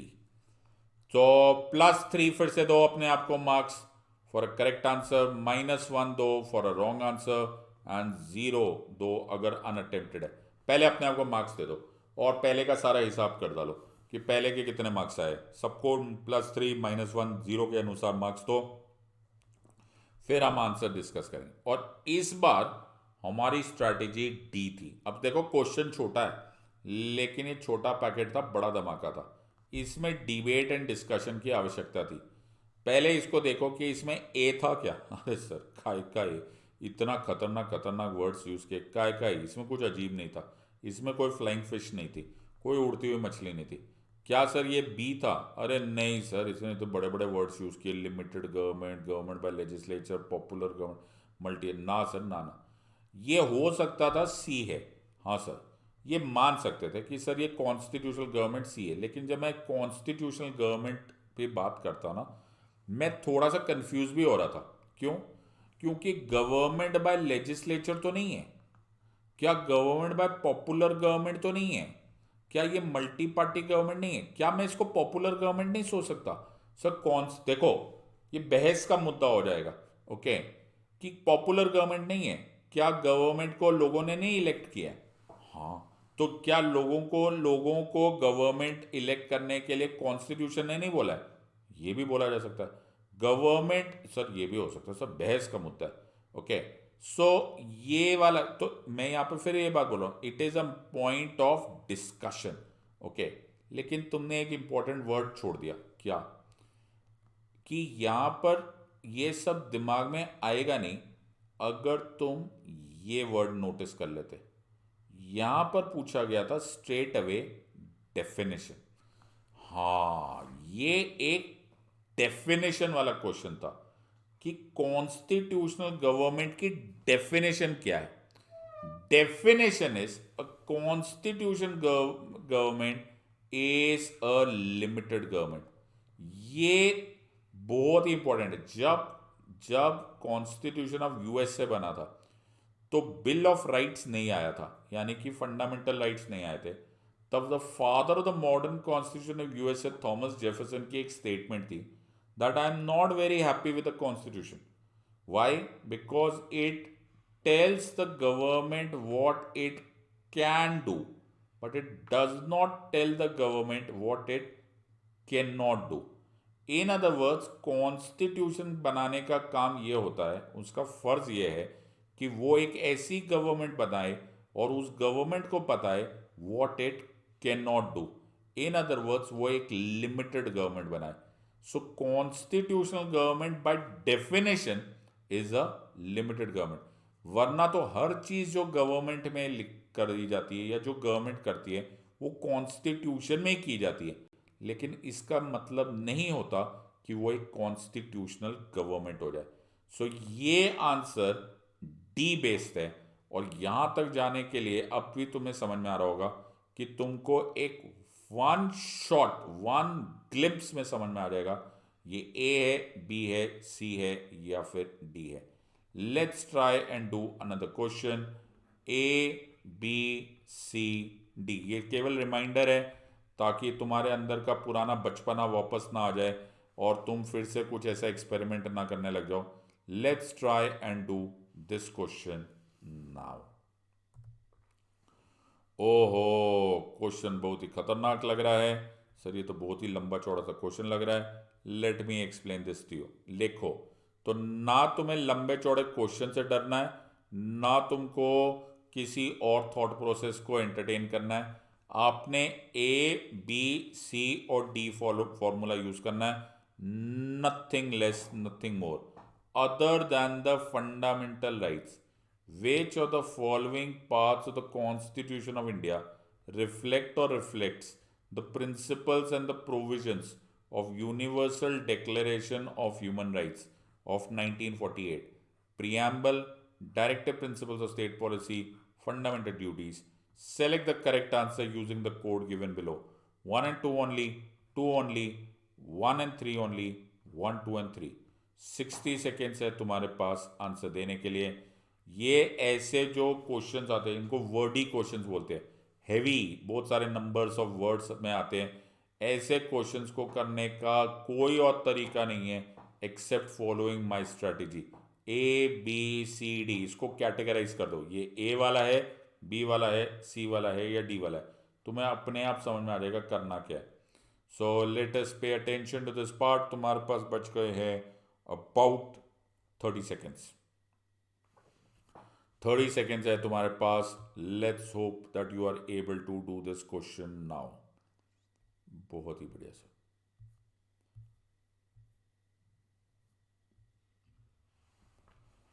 Other than the fundamental rights, ध्यान से सुनो, other than the fundamental rights, fundamental rights मान लिया है कि it was a part of universal declaration of human rights. अब answer देने की कोशिश करो, लेट मी सी तुम इस क्वेश्चन को अब कैसे एड्रेस करते हो। और तुम्हारा टाइम हो गया है अब। बहुत ही बढ़िया, जितने लोगों ने अगर डी आंसर दिया है तो +3 for a correct answer, -1 for a wrong answer, 0 if you have left it unattempted. So correct answer पे अपने आप को +3 दो, रॉन्ग आ गया है तो -1 और अनअटेम्प्टेड तो 0। और जो पहले वाले हैं उनका हिसाब करके रखो तो तुम्हें फाइनली होगा। ये क्वेश्चन कंप्लीटली बेसिक्स पे था, बिल्कुल सही बात है, क्योंकि चाहे तुम जितना मर्जी इस वर्ड्स पर आ जाओ, टेंशन तो लगी रही होगी, अरे बाबा सर इतने सारे पैराग्राफ्स, इतनी सारी लाइंस डाल दी। घबराना नहीं था ना, क्या था इसमें क्वेश्चन में पूछे तो वही चार ही चीज़ें थी। तो ये पूरा का पूरा क्वेश्चन तो बेस तो फंडामेंटल राइट्स पे ही था, बेस तो प्रियम्बल पे ही था, बेस तो directive principles of state policy पे था, बेस तो फंडामेंटल ड्यूटीज़ पे ही था। ये सब तो तुम स्कूल से ही पढ़ते हुए आ रहे हो, बिल्कुल सही बात है। तो इसमें क्या टेंशन थी? क्या universal declaration of human rights में हमारा प्रीएम्बल का कॉन्सेप्ट था? ऑब्वियसली तो ये जस्टिस, लिबर्टी, इक्वालिटी, ये सब यूडीएचआर में आते ही है। डायरेक्टिव प्रिंसिपल्स में फिर से responsible government, welfare state, sustainable development, ये सारी सारी चीज़ें आती है, कहीं ना कहीं आएगा। फंडामेंटल ड्यूटीज़ देखा जाए तो इन सबसे डिराइव करके ही लेकर आए हुए।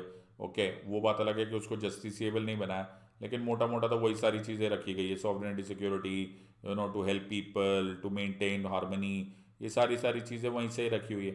इस क्वेश्चन में कुछ भी नहीं था एक्सेप्ट ये वर्ड्स, एक्सेप्ट ये ईयर, ओके, और एक्सेप्ट ये लैंग्वेज को ऐसा ट्विस्ट करना। अगर तुम इसको एलिमिनेट करना था, ए सर्टनली नहीं था, सी जैसा कुछ था नहीं, क्योंकि तुम्हें स्कूल के याद आ चुकी थी ये चारों चॉइसेस में। तो इस तरह से करना होता है, जब तुम्हारे ब्रेन को मालूम पड़ जाए कि आगे कोई शेर, चीता, मगरमच्छ नहीं है, ये बेसिक क्वेश्चन है, तुम्हारा ब्रेन डरेगा नहीं। ओके, तो तुम्हें मालूम होना चाहिए कहाँ पर स्कूल छोड़ना है और कहाँ पर स्कूल के ही लेवल पे सोचना है। सो अब मुझे समझ में आ गया जाएगा कि कैसे कौन से क्वेश्चन के लिए गियर बदलना है। नेक्स्ट क्वेश्चन इज ए, फिर से बी, फिर से सी, फिर से डी। बताओ, तुम भी अपनी आदत से बाज नहीं आओगे अगर तुम इसको आंसर को जंप कर रहे हो, एकदम फटाक से आंसर दे रहे हो, और मैं भी अपनी आदत से बाज नहीं आऊँगा कि मैं भी तुमको बार बार रिमाइंड कराऊंगा कि यही फॉर्मूला यूज करना है। विच one of the following categories, which one of the following categories of fundamental rights incorporates protection against untouchability as a form of discrimination? ओहो सर, ये क्या क्वेश्चन है यार, ये भी कोई क्वेश्चन है? ये तो हमको ऐसे ही याद था। चलो, right against exploitation, right to freedom, right to constitutional remedies, right to equality. तुम इस क्वेश्चन को यूपीएससी सिविल सर्विसेज एग्जामिनेशन के लेवल पे कर रहे हो, भूलना मत। ये प्रीवियस ईयर क्वेश्चन है, ये मैंने नहीं सिंप्लीफाई किए, ये एग्जैक्टली प्रीवियस ईयर क्वेश्चन है। मैं इसमें से कुछ छुपा छुपी नहीं कर रहा हूँ। 60 सेकेंड्स है तुम्हारे पास इन क्वेश्चन को सोचने के लिए। Make sure that you do this very well. तो गलती मत करना और आंसर देने के लिए रेडी हो जाओ। 60 सेकेंड्स। और पहले इसको आंसर देने में कोई 60 सेकेंड नहीं लगने, कोई 50 सेकेंड नहीं लगने, मुझे उससे कोई फर्क ही नहीं पड़ रहा। मुझे आंसर देना है कि तुम इसको ए के मेथड से दोगे, बी के मेथड से दोगे, सी के मेथड से दोगे कि डी के मेथड से। मुझे तो इस बात की ज़्यादा परवाह है। Which one of the following categories of the fundamental rights incorporates protection against untouchability as a form of discrimination? और तुम्हारा टाइम होते हुए खत्म, and answer of course is D. अपने आप के मार्क्स दो, +3 for a correct answer, -1 for a wrong answer, and 0 अगर अनअटेम्प्टेड है। और ना सिर्फ इसी क्वेश्चन का आंसर दो, और इसी क्वेश्चन के साथ साथ पहले का हिसाब कर लो, ताकि तुमको एग्जैक्टली पता चले where do you stand in terms of your attempt. Answer completely basics पे डिपेंडेंट था। हमने एनसीईआरटी में ही बहुत सारे ऐसे टॉपिक्स देखे हुए हैं जिसमें अनटचेबिलिटी पे डिस्कशन किया हुआ है, महात्मा गांधी की बातें की गई है, बाबा साहेब की उसमें पूरे पूरे स्टोरीज दी गई है, उसमें बहुत सारे ऐसे आर्टिकल्स भी दिए गए हैं, बहुत सारी बुक्स का पार्ट दिया गया है जिसमें अनटचेबिलिटी के बारे में बात की गई है। मुझे नहीं लगता इसको सोचने की भी ज़रूरत थी कि ये राइट टू इक्वालिटी का कॉन्सेप्ट है।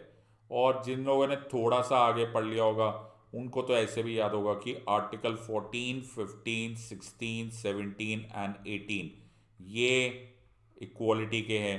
Right to constitutional remedies article 32 है, फ्रीडम 19 से 22 तक है, ओके, और एक्सप्लॉयटेशन 23 एंड 24 है। तुम्हें ये पता हो या ना भी पता हो, बट ये एनसीईआरटी के लेवल पे भी समझ में आ जाता है, बिकॉज ये सारे आर्टिकल्स कहीं ना कहीं 6th से लेकर 12th के एनसीईआरटी में चाहे एक साथ ना भी दिया हो लेकिन it has already been given. ये अजीब नहीं था, एब्सर्ड नहीं था, ये बेसिक था, ये बिल्कुल स्कूल लेवल एनसीईआरटी लेवल पर पढ़ा जा सकता है। एनसीईआरटी लेवल का मेरा कतई मतलब ये नहीं होता कि वो इजी होता है, बिकॉज एनसीईआरटी में पढ़ते टाइम कई बार कॉन्सेप्ट्स भी समझ में आते हैं। मेरा मतलब होता है बी से बेसिक्स, मतलब purely school level, first glimpse में मुझे वो क्वेश्चन समझ में आना चाहिए कि मैं इस क्वेश्चन के बारे में कुछ जानता हूं। Let's attempt the last question of today. और अब तक तो तुम बिल्कुल ही चैंपियन हो चुके होंगे। अब A followed by B followed by C followed by D equal to E आजमाओ for the last question of today. Alright, और हम देखेंगे कि नेक्स्ट राउंड में तुम क्या करते हो।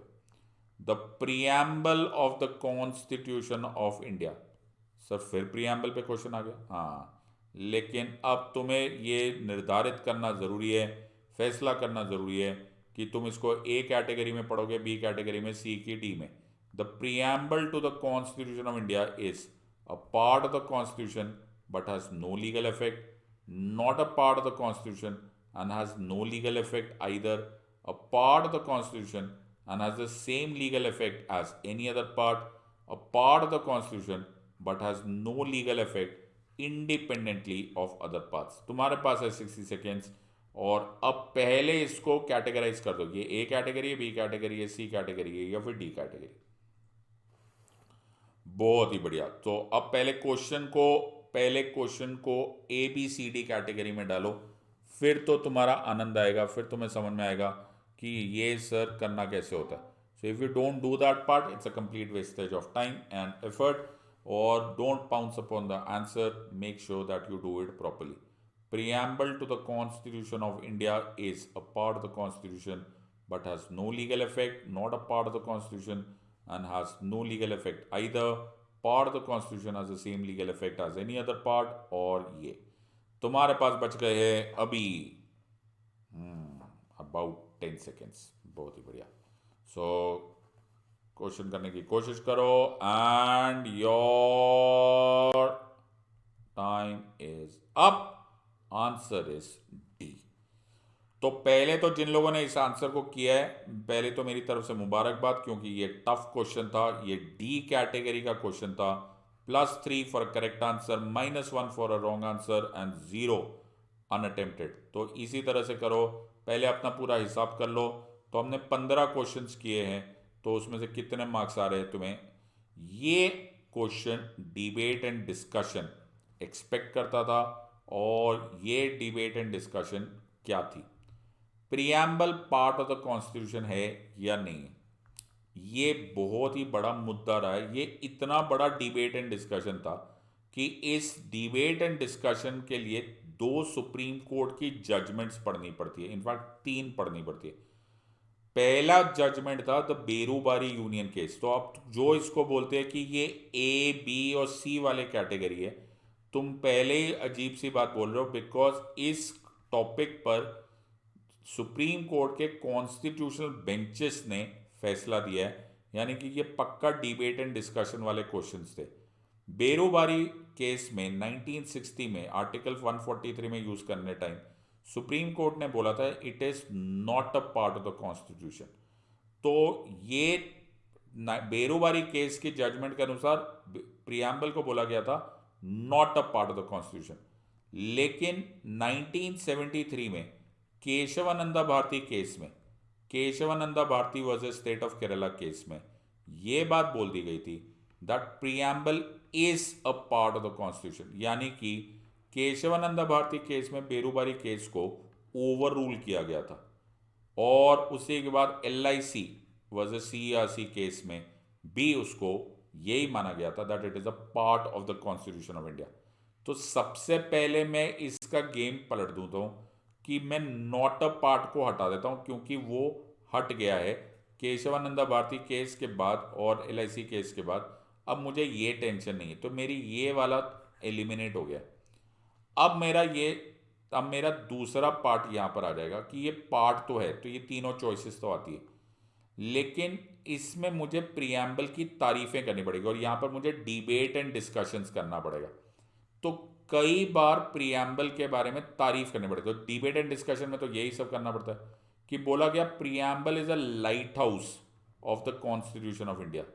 फिर बोला गया preamble is not a source of power और a source of limitation, okay, to the government, ना सोर्स ऑफ पावर है ना सोर्स ऑफ लिमिटेशन। तुम नोटिस करो हम डिबेट कर रहे हैं, हम डिस्कस करें, ये टफ क्वेश्चन कहलाता है और इसलिए उसको लाइट हाउस बोला गया। लाइट हाउस का मतलब ये है कि आप प्रियम्बल रोज नहीं खोलोगे, आप प्रियम्बल तब खोलते हो, प्रियम्बल नॉन जस्टिसिएबल है, it is not directly enforceable by the courts of law. लेकिन प्रियम्बल ऐसा भी नहीं है कि प्रियम्बल को आप कॉन्स्टिट्यूशन के किसी पार्ट से कनेक्ट करके नहीं देखते। तो प्रियम्बल कब पढ़ना होता है, प्रियम्बल कब तब देखना होता है when you are not very sure about what does a particular provision in the constitution says. If something in the constitution आया है and you are not very sure what does it actually imply या what is the import of that word, then you refer to the preamble.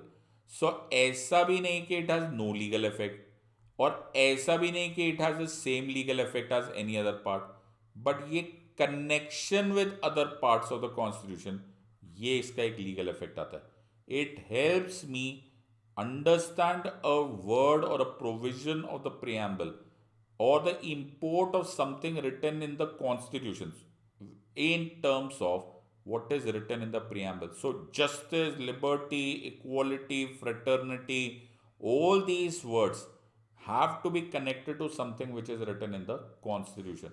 So that is why ये word आया हुआ था light house. तो अब तुम्हें समझ में आया, ये कंप्लीटली एक डिबेटेबल टॉपिक था, एक डिस्कशन का टॉपिक था, और जिन लोगों ने इसको इस तरह से सोचा उनका ब्रेन 60 सेकेंड्स डिबेट करता रहेगा और तब वो आंसर दे पाएगा। आई होप तुम्हें ये स्ट्रैटेजी वीडियो बहुत पसंद आया, और ऐसी तरह के अगर तुम चाहते हो कि और वीडियोस आए तो मेक श्योर कि तुम मुझसे कमेंट सेक्शन में डालो। I be waiting for your comments, और मैं देखना चाहूँगा कि तुम कितनों को शेयर एंड सब्सक्राइब करते हो।